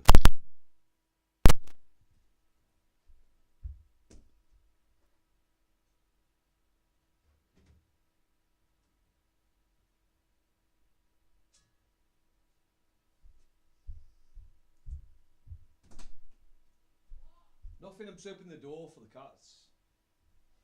Okay. Right, so the story of Stalin and the Jews is as follows. So, at the beginning of the Soviet Union, it is true that Lenin and Trotsky and even Stalin were pro-Jew to a large degree. Stalin, he actually gave them their own territory in the Soviet Union that was autonomous, their own autonomous region. He invested in them, gave them safe refuge, all of this sort of stuff. It was only after World War II that Stalin became anti-Semitic. And in regards to answer the question in regards to his wife, it's like, how can he be anti-Semitic? What about his wife? It's like, well, what happened to his wife? Well, she fucking blew her brains out. Like, you know, like I said, that's irrelevant anyway. Like, Stalin became anti-Semitic after the war. After her death, to be fair, she died. So he became anti-Semitic after World War II, when Jews on mass scale became Zionist and abandoned the Soviet Union in its desperate need. When over 20 million people had just died, they started to become pro-capitalism, pro-Zionism.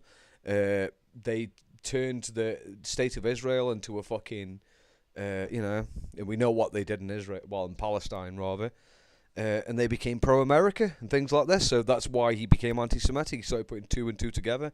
There's also the Jewish doctors plot. Stalin believed that Jewish doctors were trying to kill him, and then he died. So that's it, pretty much. So that's just to defend Stalin and Dennis Wise on this position, because I don't believe Dennis Wise is capable of defending this position, because he just watches documentaries on YouTube. That's what he does. Question, Dennis. Yeah, well, I'm telling him, he fell out with the Allies. He must have seen some, I don't know. He took a train load of Masonic stuff back to Moscow, and if he saw something what he weren't supposed to see, which he pretty obviously would have done, then something turned him. And suddenly he wasn't playing ball game anymore. Will you address my question, please? How did he turn on the Jews by keeping Lazar Kaganovich and marrying Lazar Kaganovich's sister Rosa in power the whole way to the end? How was that turning on the Jews? Are you saying he didn't turn on the Jews then at the end? Is that what you're saying? He had farcical shows and purges of the Jews, care. and I gave you the reason why, so that the Soviet Union could eventually allow the Jews to escape the Soviet Union into Palestine and steal Palestine from the Palestinian people. Okay, you explain that, Chris. Dennis, there's another aspect to it. They wanted to create the Soviet Union as if they were an ally of the Muslim people, so that the U.S. would then be obliged to arm Israel as an ally against the spread of communism throughout Islam. The U.S. anyway didn't oblige nothing. They run the U.S. They decided the policy via London. They can't just snap their fingers and make it happen. They need pretext to convince the American people that these things are justified.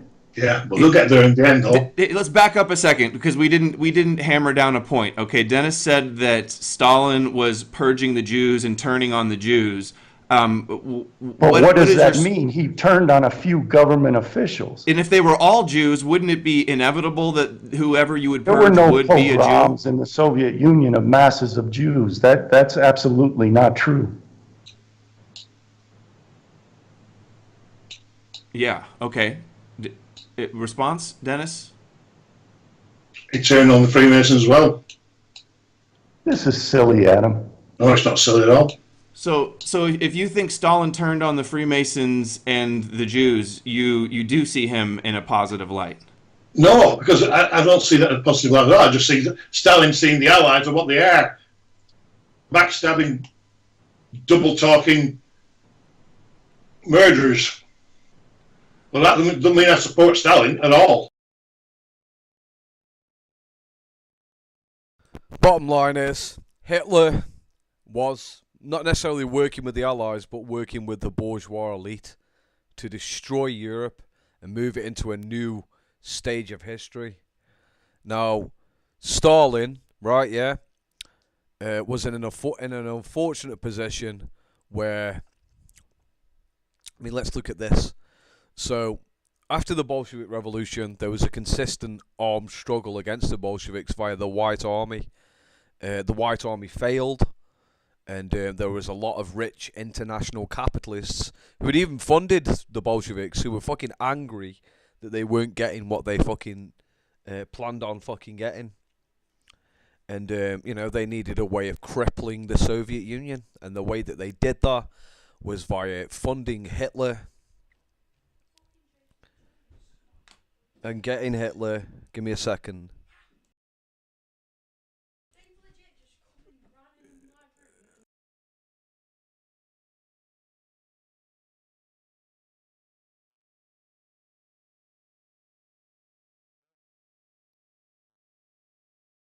You know, Chris, you just mentioned Operation SIG with the whole arming the Arabs and having America support Israel. Can you talk? And then Dennis mentioned Catholics supporting the Hitler, but they kind of try to deny that now. But then the Jews are always trying to implicate the Catholic Church, and that kind of ties in with Perestroika, deception, and Operation SIG.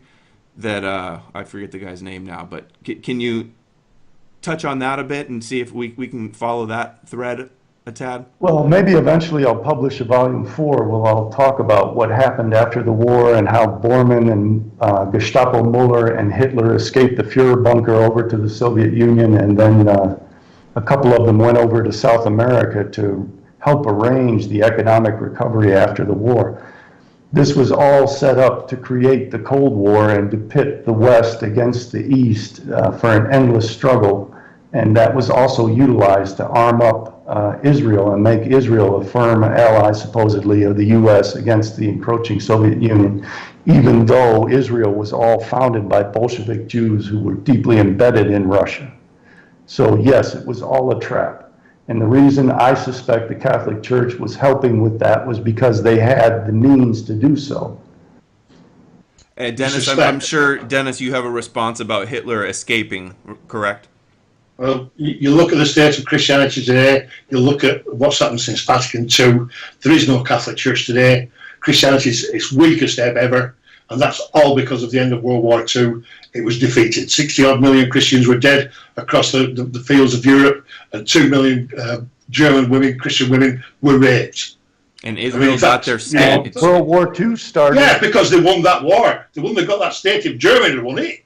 But you're saying World War II started in September of 1939 when Hitler launched an unprovoked attack on Poland. It wasn't unprovoked at all. And I have documents to prove it. Well, we argued that a little bit. I don't know. Does the chat think that Roosevelt was behind all of that. What?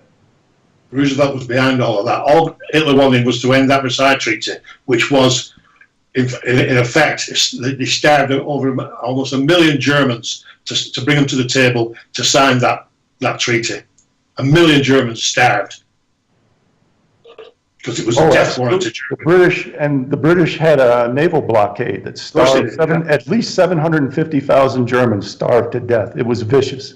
That's during the war. There's another million after the war. That's World War I. Yeah. I assume you're talking. There's another million after the war because they kept it going secretly. That's to drive the Germans back to the Versailles Treaty. Absolutely. To sign it. Thank you. True. Thank you. Yeah, I do want to add that, I mean, we have like some common agreements here, like at the highest level. There's just a disagreement on the leadership of Germany at this specific time.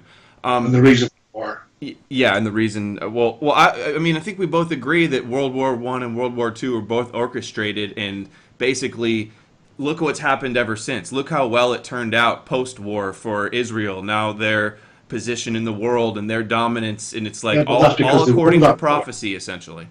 Well, they won that war, but if you hadn't won the war, there would be no Israel today. There'd be no communism today. There'd be no transgenderism today. There'd be nothing like that. Can we talk a little bit about the transfer agreement? We got 5 more minutes and it's 2 hours, but we didn't even touch on the transfer agreement and the Zionist collusion like at all. The reason for the transfer agreement, which was only revealed in the mid-1980s by Edwin Black, whose parents disowned him for actually showing the world that the Jews didn't actually leave Germany without the shirts on the back. And they then came up with a story that they made that Hitler was in with it. All Hitler wanted to do was get rid of an alien force in his country. Nobody else in the world would accept them. And the only peaceful means of getting all these Jews, or as many Jews as he could, out of Germany was via the Zionists. And at the time they had a blockade on him, and they come to an agreement that eased the blockade off him if they could take these Jews. And he even had their money transferred down to Palestine. We could set up the banks so they could sell the goods in Germany, and when they got there, they got their money. Okay. The Jews never ever were the victims. Oh, got it. Yes, that's your take. And Chris, I want to get yours, but I just wanted to add that Edwin Black also said that he has even more information of the collaboration between the Nazis and the Zionists that he hasn't put out because of the blowback he got. But Chris, your thoughts on transfer agreement? It is false to claim that the transfer agreement was unknown until Edwin Black's book. There were numerous major histories, most major histories mentioned it. The transfer agreement was simply the fulfillment of Theodor Herzl's book, The Jewish State in Search of a Solution to the Jewish Problem. And it fulfilled that book to the letter. Theodor Herzl set provided the plan for the entire thing, including the figure of Adolf Hitler as an anti-Semitic government to sponsor it. So it was planned prior to Hitler, and Hitler was put in power to fulfill it. Hitler was not forced into it, which is an absurd notion. Who said he was forced? Who said he was forced? Coerced with the boycott? No, I said it was the only peaceful means of getting rid of an alien race from his country. It wasn't forced. In fact, so you think it was London said no. Well, let him finish, Chris, and then you can ask. No, the country would accept him. So he has to get rid of them, and the only way he could get rid of them peacefully was by going into this agreement. Nobody denies they had an agreement with the Zionists. What's twisted after is the fact that the Jews didn't want this known particularly. They wanted the Jews leaving Germany without the shirts on their back, playing the victim as usual. Okay. How do you respond to the fact that the entire plan was put in writing and publicly disseminated in 1896, including the idea that an anti-Semitic government would be the sponsor of it? Well, you're saying that. I need to see evidence of it. Then you haven't read Herzl's book and you don't know what you're talking about. No, you haven't studied the reasons for Hitler getting rid of the Jews, so you don't know what you're talking about.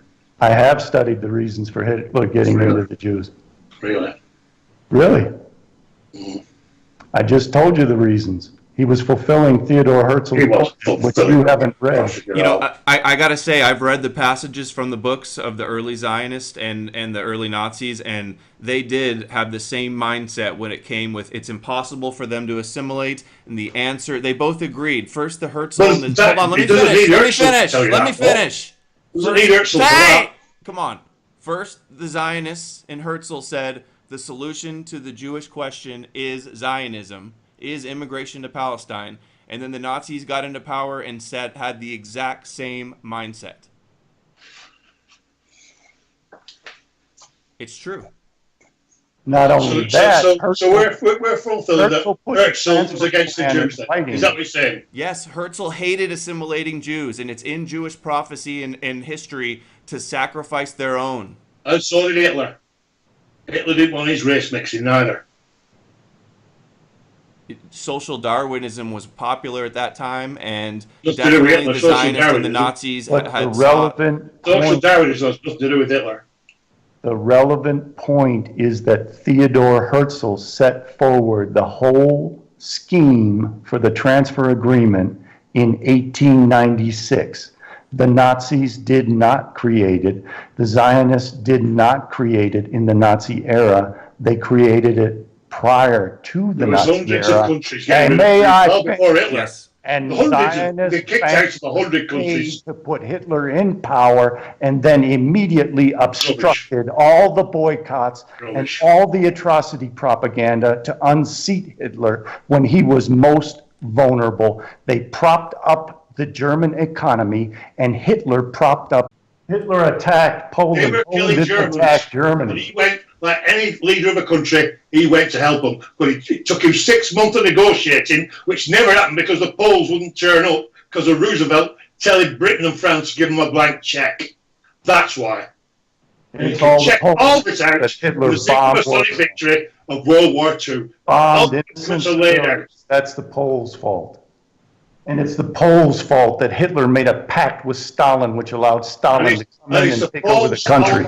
It's the Poles' fault for trying to make Danzig, a German cultural city, into a Polish city. And all Germans there had no rights. I agree with. The Nazi regime certainly had a legitimate objection to what the Poles were doing. I agree with that. It did not justify creating a pact with Stalin to allow Stalin to take over all the Germans were being killed. Let him finish, Dennis. When Germans were being, he seems to think that Danzig was good enough reason to invade, which it probably was. But the fact was the time limit on it, he had to invade. 6 months of negotiating, not getting anywhere. And in that 6 months, when the first refugees turned up on that border, 6 months of Germans were being killed. He had to go in. How many Germans do you estimate were killed? How many Germans do you estimate were killed? And then how many Germans were killed in World War II in total? Well, you're talking hindsight. I'm not talking hindsight. When you start a war, you have to anticipate the fact that you're going to create a world war. Which Adolf Hitler anticipated when he said that if Jewry instigates a world war, it'll be the end of Jewry. So Hitler knew that he was instigating a world war when he attacked Poland, and he had to know that if he did that, tens of millions of Germans risk being killed. Talking rubbish.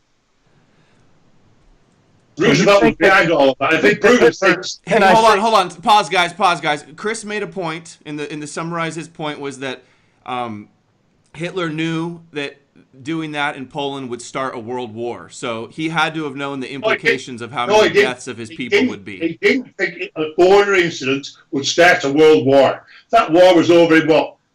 2 weeks. He didn't expect border incident of invading Poland and inviting Stalin to invade save lives, Poland. That's a border incident.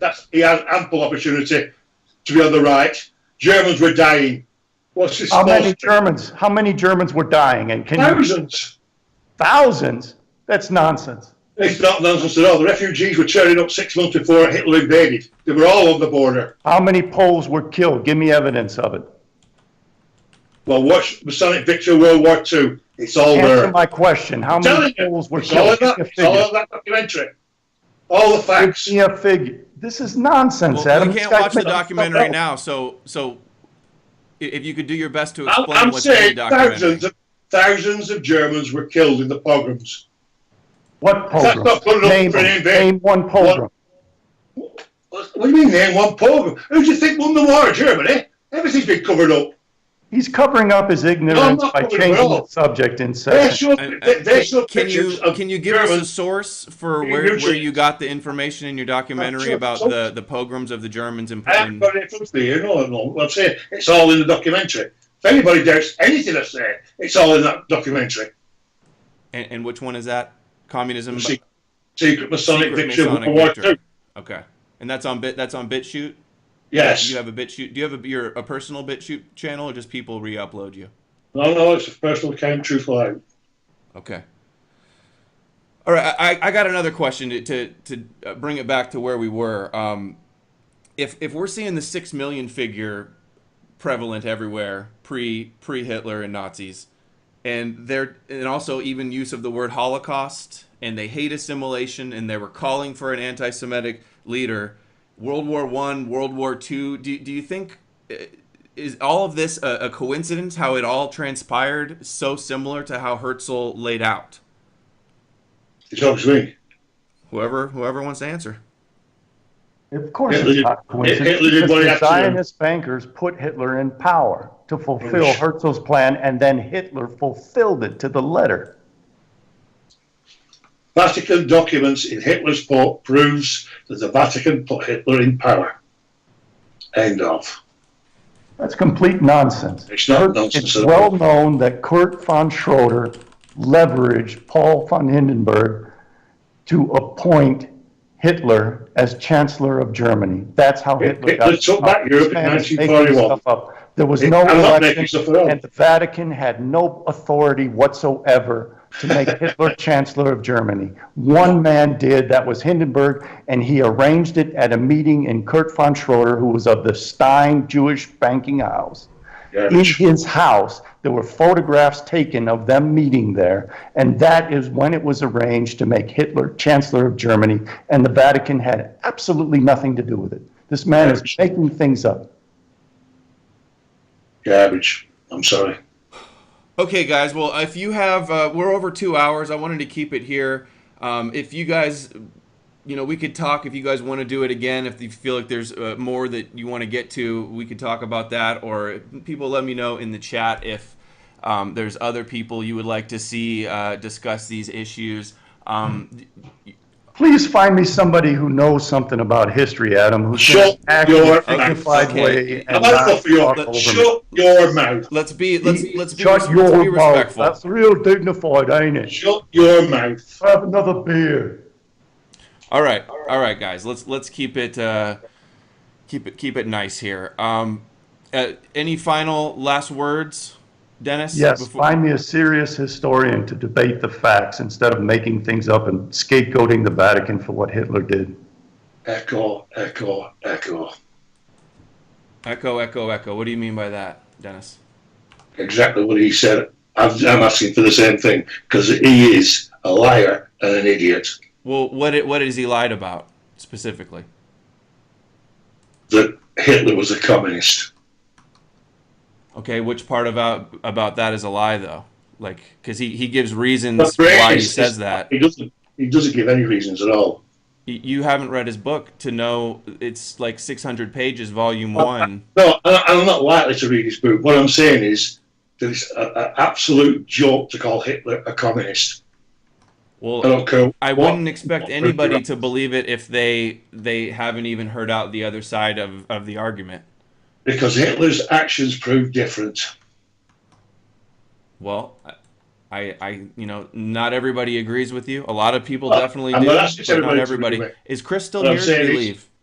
He's the one that falls. He's here? I just find it funny to listen to this man rant about things he knows nothing about. Yeah. Okay, If all right. Wasn't communist, then why did he stand for election to become the Soviet liaison for the well-known history? This man knows nothing. Explain that history again, Chris. What did Hitler do? Well known, yeah. Bavarian Soviet Republic, he twice stood for election and won and became the liaison and the propagandist for the Bavarian Soviet Republic, which was aligned with Lenin. I'll give you a spy looking for communists. What year was that? Give me that one. When was that, Chris? 1919. 1919. Okay, your response to that, Dennis? I'll give you that. He was a spy looking for communists. He was a spy looking for... What evidence do you have of that? Spy working for whom? First answer that. The army. The army where he won 6 medals for, won a first-class Iron Cross.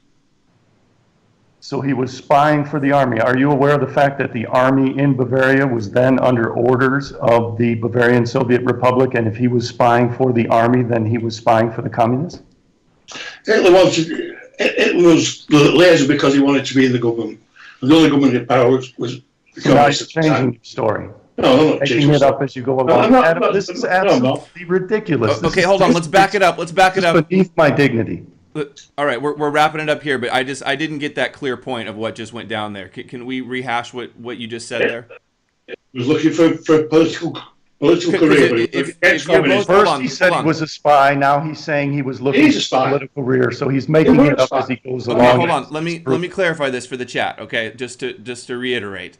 Dennis agrees that Hitler was a spy working for the military in Bavaria, but he was trying to infiltrate Bolshevik communist groups. He was spying in Bavaria because the Bavarian administration was communist.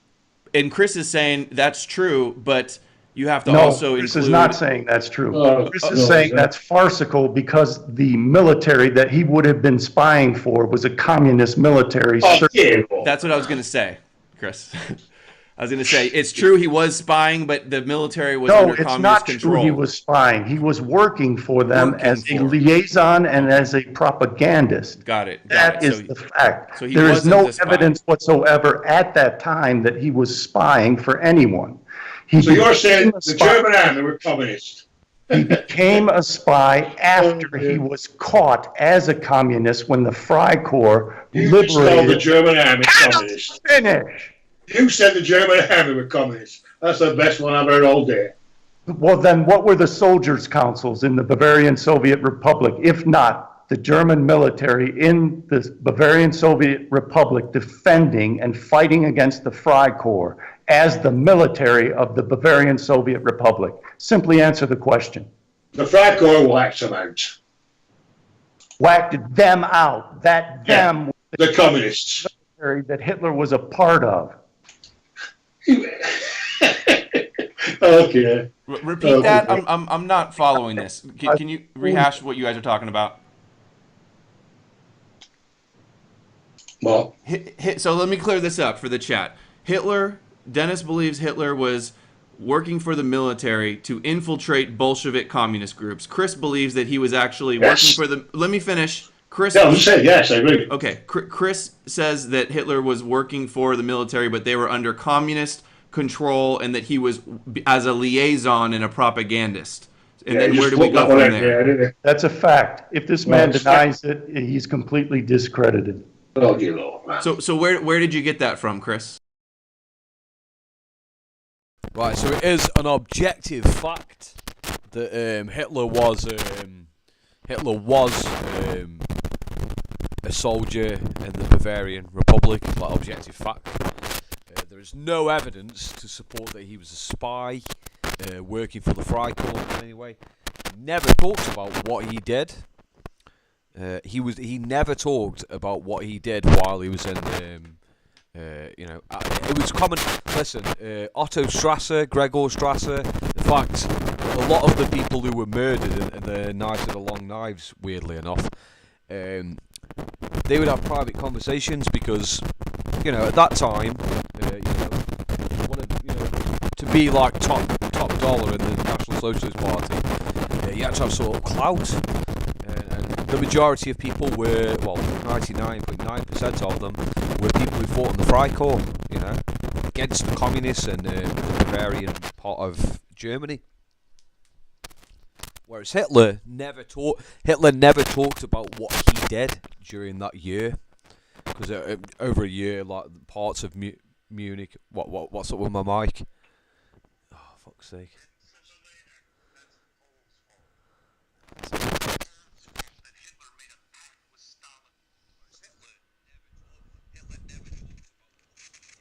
Oh, fuck's sake! Is my mic okay now?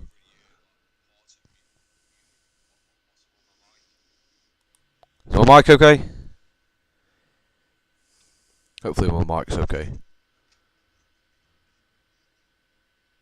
Oh, shut up. Everyone having a pop at the rig. Yeah, mic's okay now. So yeah, Hitler never talked about what he did during that year that he was in Munich, and a lot of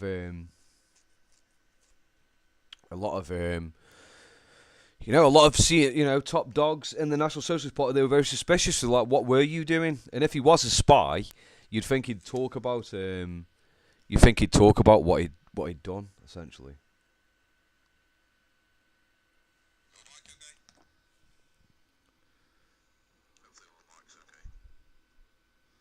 I fucking hate this bullshit idea. Yeah, they were wondering what he was doing. And it's important to remember that the Bavarian Soviet Republic in Munich, the leader, Eisner was a pro-Trotskyist and a pro-Leninist. And this sort of supports my crazy conspiracy theory that Hitler was a Trotskyist. I forget what it was now, but I forget the specific date or what speech it was. I know this isn't a very good source, but Eisner once said, "Long live Lenin, long live Trotsky." So it's probably the case that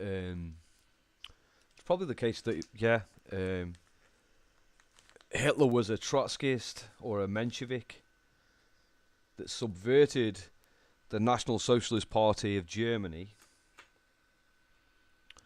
And later, so he could turn it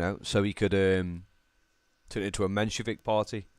And then, when Trotsky was purged for allegedly, cooperating with fascists, he helped Trotsky invade Russia.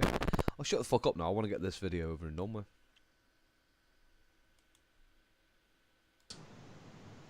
The books by Thomas Weber, Ian Kershaw, every major history on Nazism says exactly that. And that's all true, is it? Yes. Yeah. Now, when you say all, what I said is all true, not what those books say. But well, what I'm saying is after 1945, when they couldn't defend themselves. You're trying. Hold on, we're not moving in 45 yet. We're not moving in 45 right now. After 1945, you know the truth any of group it written after that time. Archival documentation and from eyewitnesses, not simply from the books. The books reiterate that truth because of the archival documentation and the eyewitnesses. So why did they go into Germany and shut Germany for 5 years and close everything down and sack all the National Socialist teachers and put in their own people? 5 years Germany was closed. Nobody in, nobody out. Why? When was that? After the war. After 5 years. After World War II, Germany was closed? Yes. Couldn't get in and you couldn't get out. 5 years. Well, They changed all the texts in the schools. They even changed Hitler's speeches to make him look more aggressive. I would love to answer that question. That's a wonderful question. Patton revealed exactly why. Because Roosevelt, Churchill, and Stalin fulfilled Hitler's mission to destroy Germany, and they split it up amongst themselves, and then they entered into a process which they called denazification, which was actually Bolshevization. So they were again expanding communism. And it's also the case that after World War II, they engaged in the Cold War, killed off Stalin, and engaged in a process called de-Stalinization. And then the Soviet Union turned into a big gay-op and became ruled by Jewish oligarchs. That's what happened. The greatest story never told.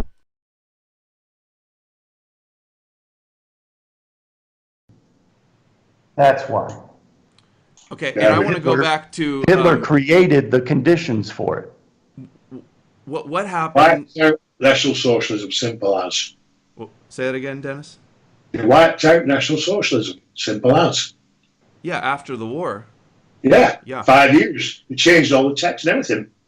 Right. Yeah, that's. I don't. Chris doesn't dispute that. Well, Let's go back to Hitler being a spy after. I'm World answering War I. why. They wanted to denazify Germany. It was part of the denazification process, which Patton rightly identified as the process of spreading communism. What was spreading communism? The organization under General. Well, no, half of it was given to Stalin, and for a brief period, East Germany was under Stalin's rule, and then over a period of years, they got rid of Stalin, and then turned it into the gay-op under Brezhnev, etc. But West Germany was liberalized; it turned into a liberal capitalist haven, and the rest of Germany has become subject to that and has lost its sovereignty and become part of the European Union, which Hitler did support, by the way. Did support a European Union, a pan-ethno state. Eisenhower to denazify Germany. They were spreading communism. Absolutely. Yeah, I agree. Yeah, I think we agree here. But I want to go back to, this is interesting, Hitler being a spy and infiltrating or working for the communist government. So, Chris, how was this Bavarian government military that Hitler worked for communist? Because Dennis disputes that. He says that was laughable. No, I said the army was laughable. No, it was the army. It was the soldiers' councils. The term Soviet actually means councils, where they would have representatives of the groups meet to make decisions. That's what the whole Soviet Union was about. And that's what the Soviet Union created in Bavaria, through beginning with Kurt Eisner, then Ernst Haller, then Eugen Leviné. And Hitler was a part of those soldiers' councils. What I'm saying is that the Reichswehr, the German military, was subsumed by the Bavarian Soviet Republic and became its military and fought against the Freikorps. And Hitler was fighting for the soldiers' councils of, can I finish? He was fighting the Freikorps.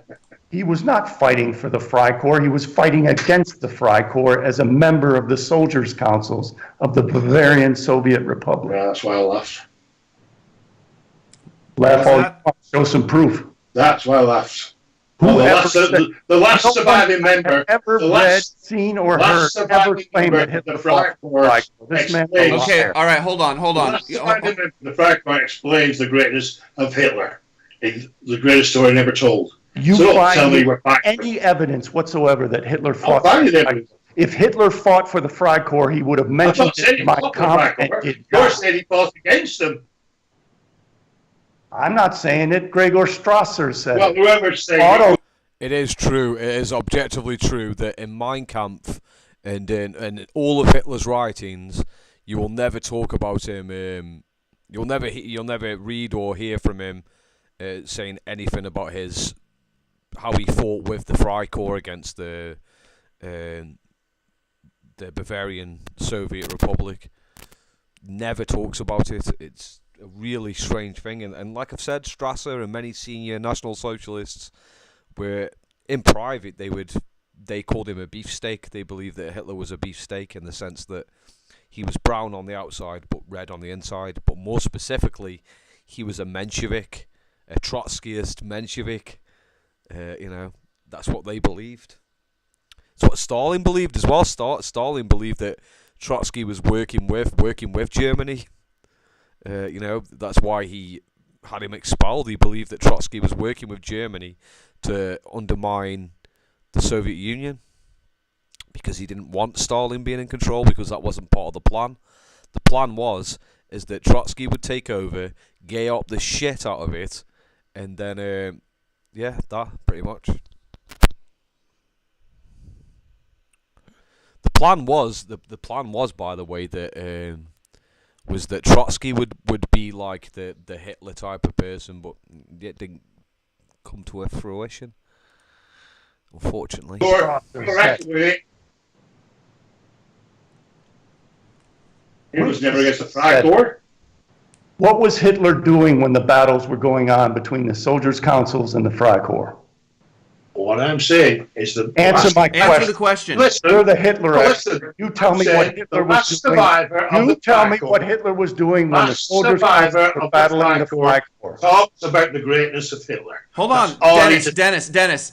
He ducks every Answer, question, refute his Adam. question. Don't get me Every question at all. single question. Dennis, you gotta Every single respond one to he his ducks. question. Don't He's asking you a make me very straightforward I question. don't make things up. He was supporting the Freikorps' actions, if you like. Prove it.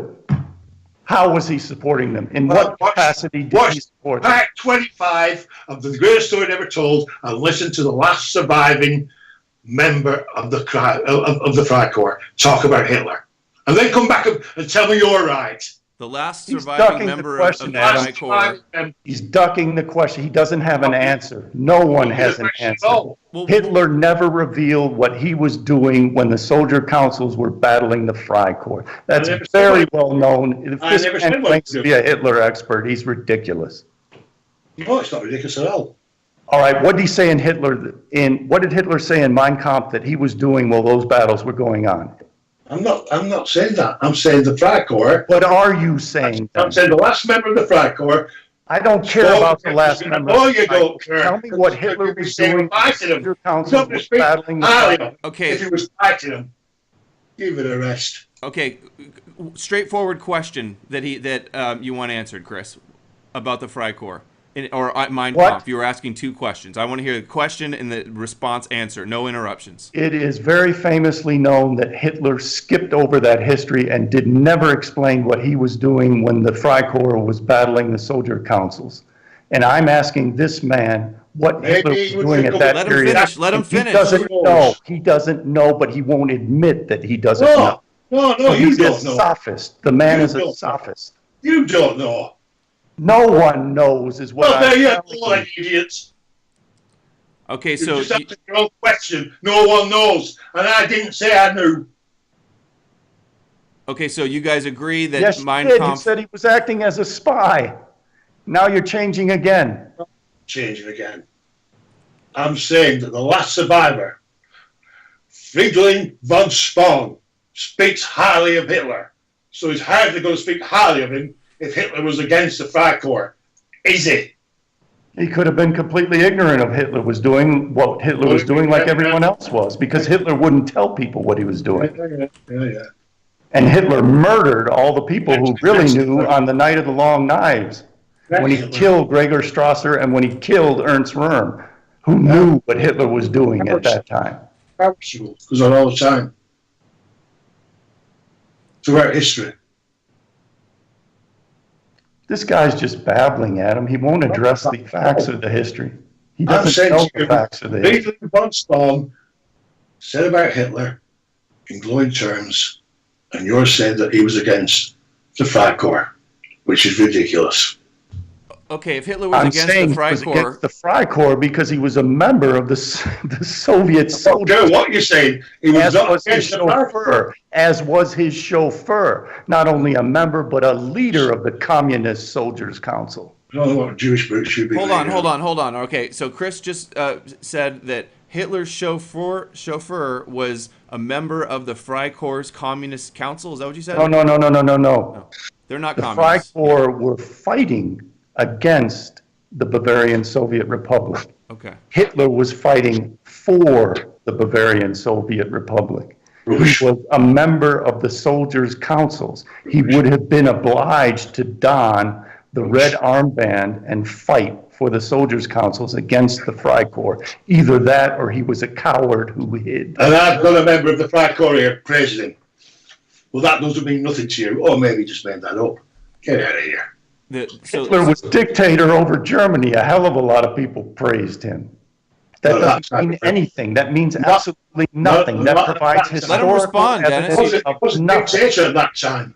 That provides historical evidence of nothing. You have not quoted that man and stated where he said what Hitler was doing when he was a coward who hid. And I've got a member of the Freikorps president of the Bavarian Soviet Republic. And what I said, no, you're making that doesn't mean nothing to you. Or maybe on, just Chris. the Let him greatest story respond, ever told.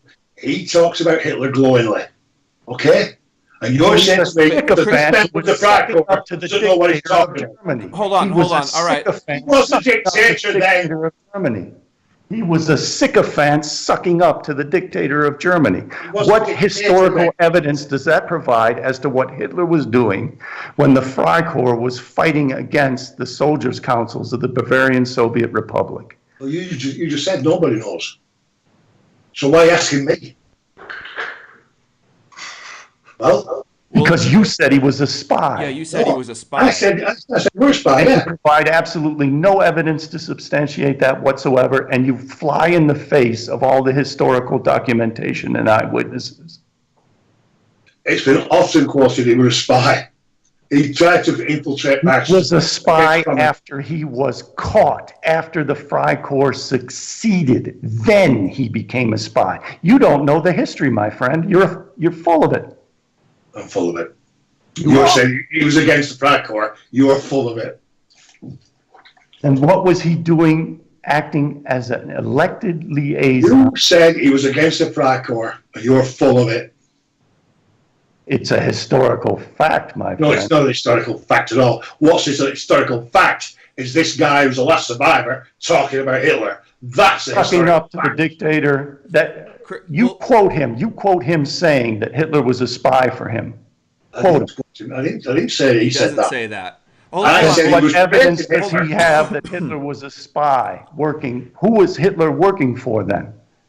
You said he was working for the army. The historical fact is the army in the Bavarian Soviet Republic were the soldiers' councils, and they were part of the communist enterprise.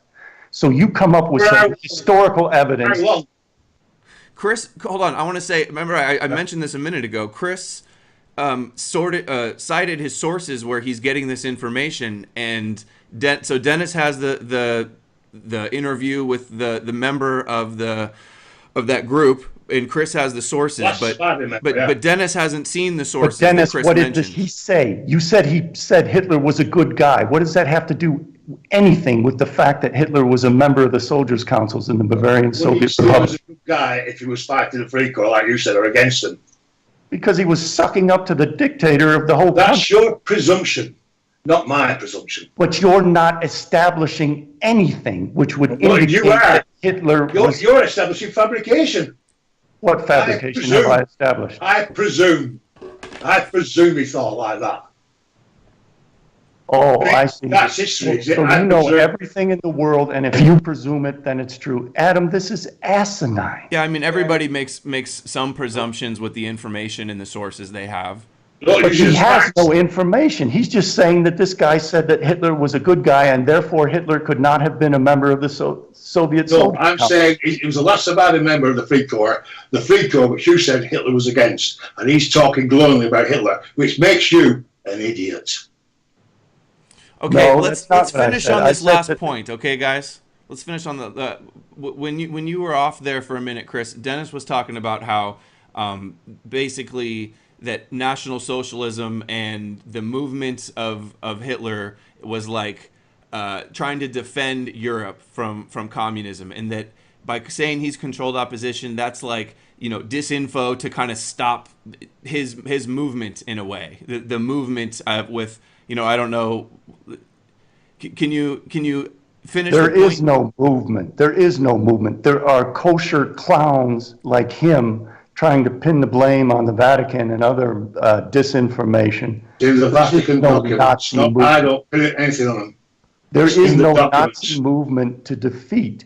It's a farcical non sequitur based on a false premise. The There book Hitler's is no Fall. Nazi movement to defeat. In fact, what I am doing and what I have been doing for 20 years is exposing the Jewish cabal, including Trump and Putin, back when this clown was supporting both of them, as being members of Chabad Lubavitch, taking over the world and destroying them. When did I Well, support this Trump? clown was supporting When Vladimir did I Putin. support Trump? And I didn't support Putin, by the way. I give Putin the benefit of the doubt. And the benefit of the doubt was because of the laws that were And at the time, you were giving him the benefit Let him of the finish, doubt. Chris. Let I him was finish. Let him finish, Chris. exposing him. Listen, I was because he was exposing. quoting Christian statements. He was also against all this transgenderism and men getting married. It was also against Stalin. So was Lenin. It was a communist policy from the beginning. From the beginning, to ingratiate them to the Stalin people shut the and to churches. impose the The Noahide Bolsheviks laws shut on the churches. communist nations. The Bolsheviks shut the churches. Putin didn't shut any church. But I'm not saying, like I said, I give him the benefit of the doubt, but I do believe he is too close to Israel. Again, But the point being, he was saying the right things. KGB completely took over the Russian Orthodox Church and did not shut the churches. And Putin is simply carrying forward long-standing The practice. Germans of did open KGB. churches out of Ukraine.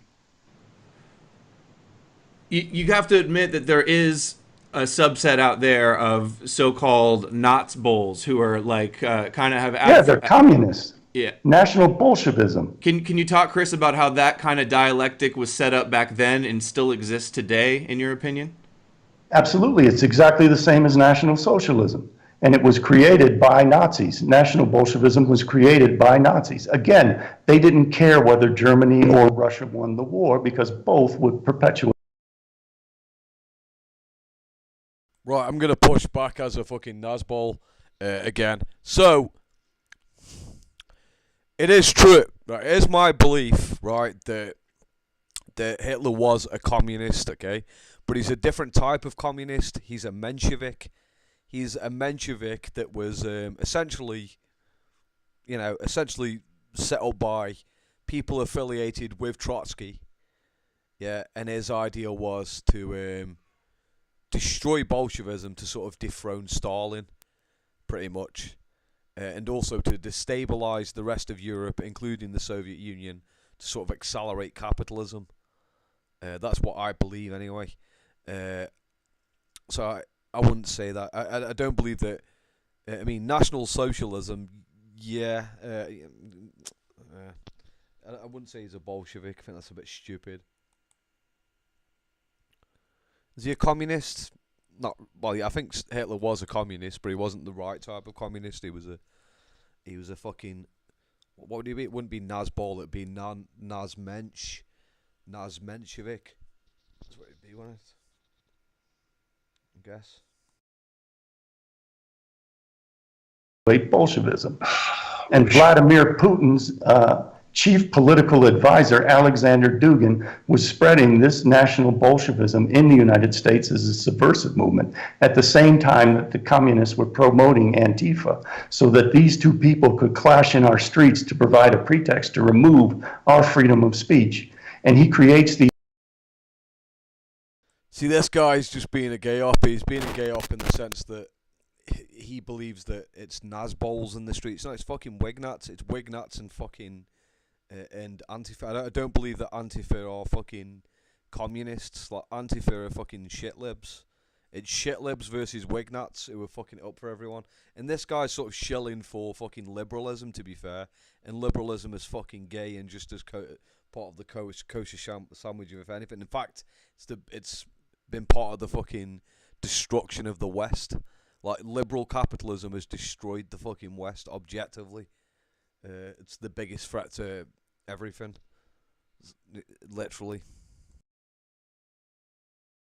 These kosher clowns like Mr. Wise to come out here so that we get our rights taken away, and they have a right to scream about, oh my God, the Nazis are emerging again. The Nazis are emerging again. We need to.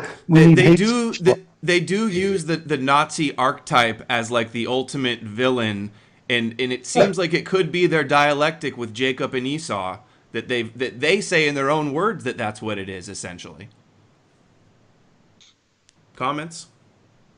Of course, it's obvious. It's patently obvious.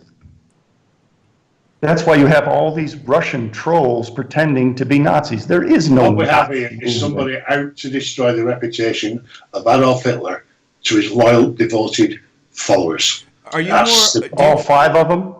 Oh yeah. Is it more important to get to the truth or to defend somebody's reputation? Like, would you be? I think. Hold on, Dennis. Let me finish the question. Let me finish the question. I'm noticing a lot of kind of emotion in a lot of the support that I see for this. Very similar to Trump and MAGA, and you know, it's my belief that Hitler was set up to not only gay up socialism, but to also gay up nationalism, and also to destroy the West and the fucking East. That's what he did.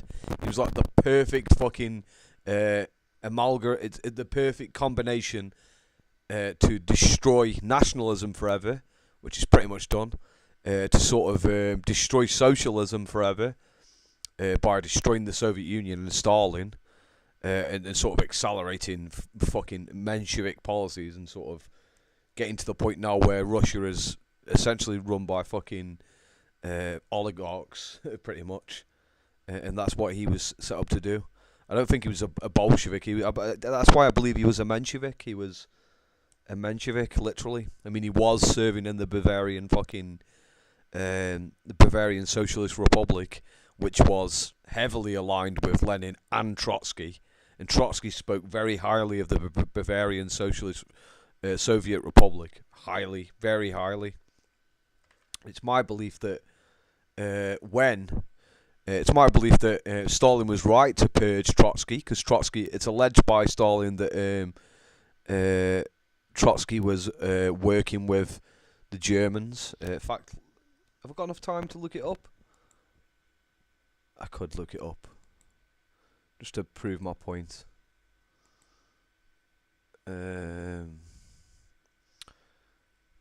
Put that on. Give me a second. No, I don't need to do that, do I? Nah, we'll leave that for another time, because I just want to get this over and done with. It's getting late now. Leave it for another time. He's draining the swamp. He's standing up for Christianity, kind of glorifying. I do see some of that, and I think a lot of people. Hold on, let me finish. I think a lot of people do have some cognitive dissonance when they hear this opposing view coming from Bjerknes, that actually he was controlled too, and the whole thing was orchestrated, a hoax on an even bigger level. It was the one power alongside the Catholic Church what fought these people, and they want to demonize it. And they want to keep it quiet about World War II being a holy war. Chris, do you want to demonize? Still killing Christians today. Chris, do you want to demonize Hitler, or is this just your sincere search for the truth? Of course, he wants to demonize the office. I have no motivation to demonize Hitler. My motivation is to save the human race from the Jews who were trying to kill us off, and exposing that Hitler was a stooge of these same Jews blows away their brickbat of the Holocaust, because it proves that the Jews did it to themselves. And I say it because it's true. So you believe in the Holocaust? It in no way helps the Jewish agenda. So you believe in the Holocaust? Level. Chris, he's asking if you believe in the Holocaust. I believe that Jews were rounded up, put into concentration camps in order to... Can I answer the question? Even revisionists don't dispute that. Do you believe in the Holocaust? I'm asking a simple yes or no. You didn't Depends let on him how finish the the. Holocaust is defined. You have to explain it. You can't say yes or no because you have to define what it actually means. Well, rounding Jews and putting in camps is a Holocaust way of explaining things. You don't think? Well, I'm does anybody telling dispute you what that I they were put in believe camps? happened. You No. asked me to explain what I believe. No, I happened, asked you, do you believe and in the then you Holocaust? interrupted me. Yeah. Okay, I Chris, asked you, do you believe in the Holocaust? explain your views on the Holocaust. No interruptions. Go. As I was saying, the Holocaust was the process of concentrating the Jews into concentration camps for eventual deportation to Palestine. That's not the Holocaust. It's a burnt offering. I'm asking you, do you believe in the Holocaust?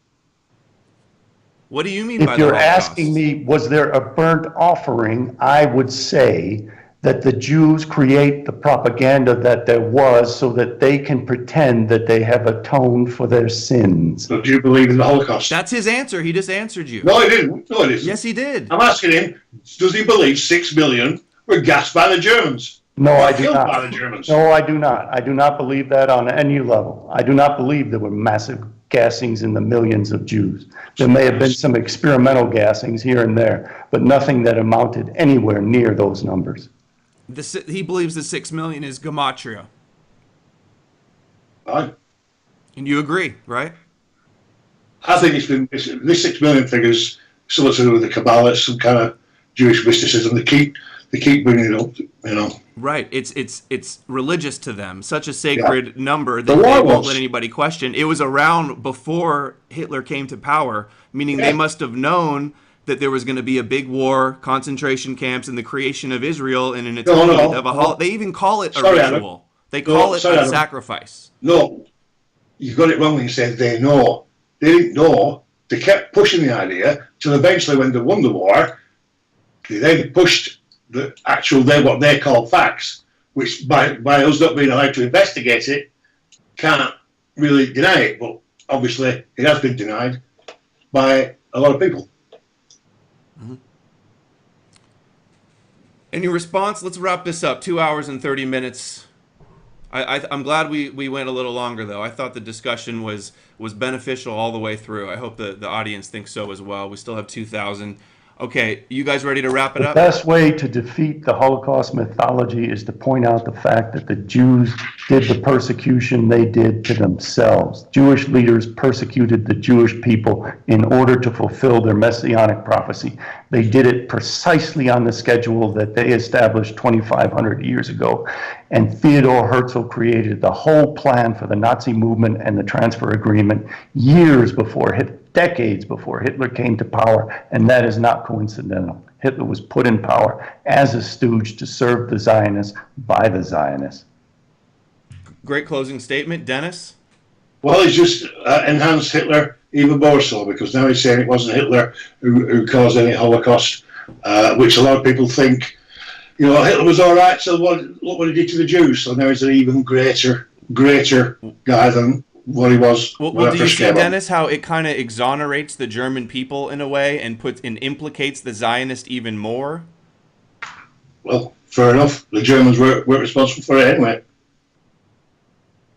Okay, I see where you're coming from with that. All right. Okay, guys, let's wrap it up. Thank you so much for sticking with it. I know it's a very contentious issue, but I think this is a debate that we don't have enough of. They're suppressing this kind of discussion so much. So I think the courage of you guys to come on and not only publicly debate an issue, but the most controversial, taboo issue out there, essentially. So my hat's off to the both of you. Real quick before I let you go, just wanted to the links will all be in the description where you can find these guys. CJB Books to find Chris's books. Some of them are on Amazon as well. The Greatest Story Never Told is Dennis's documentary, and the links for those will be also. He's got several others as well. New World Order: Communism by Backdoor, and the new one you're working on that you have coming out, Dennis. That's the Body Count of Churchill. The Body Count of Churchill. So that should be. Keep your eyes out for that, and I guess that's all. Bjerknes' BitChute as well, his blog, Jewish Racism. Is that all, guys? Anything else before we wrap up? Thank you, Adam. Find me somebody who knows what they're talking about, and we'll have a real discussion. Oh, go check your problem. Throw your row out. Okay, well, thanks for being a good sport, Dennis, and both of you to Chris as well. Chat, let me know who you guys want to see debate. You know, I'm up for these D-Live debates. Well, take advantage of the free speech platform while we have it. It is a rare commodity these days.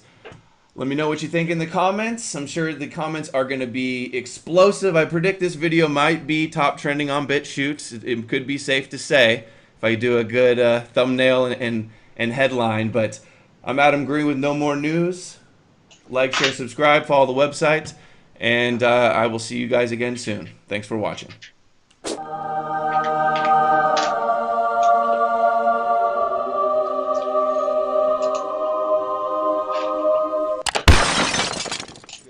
So we don't know. It was a good video. Yeah, that's the end of it. Fucking hell, that was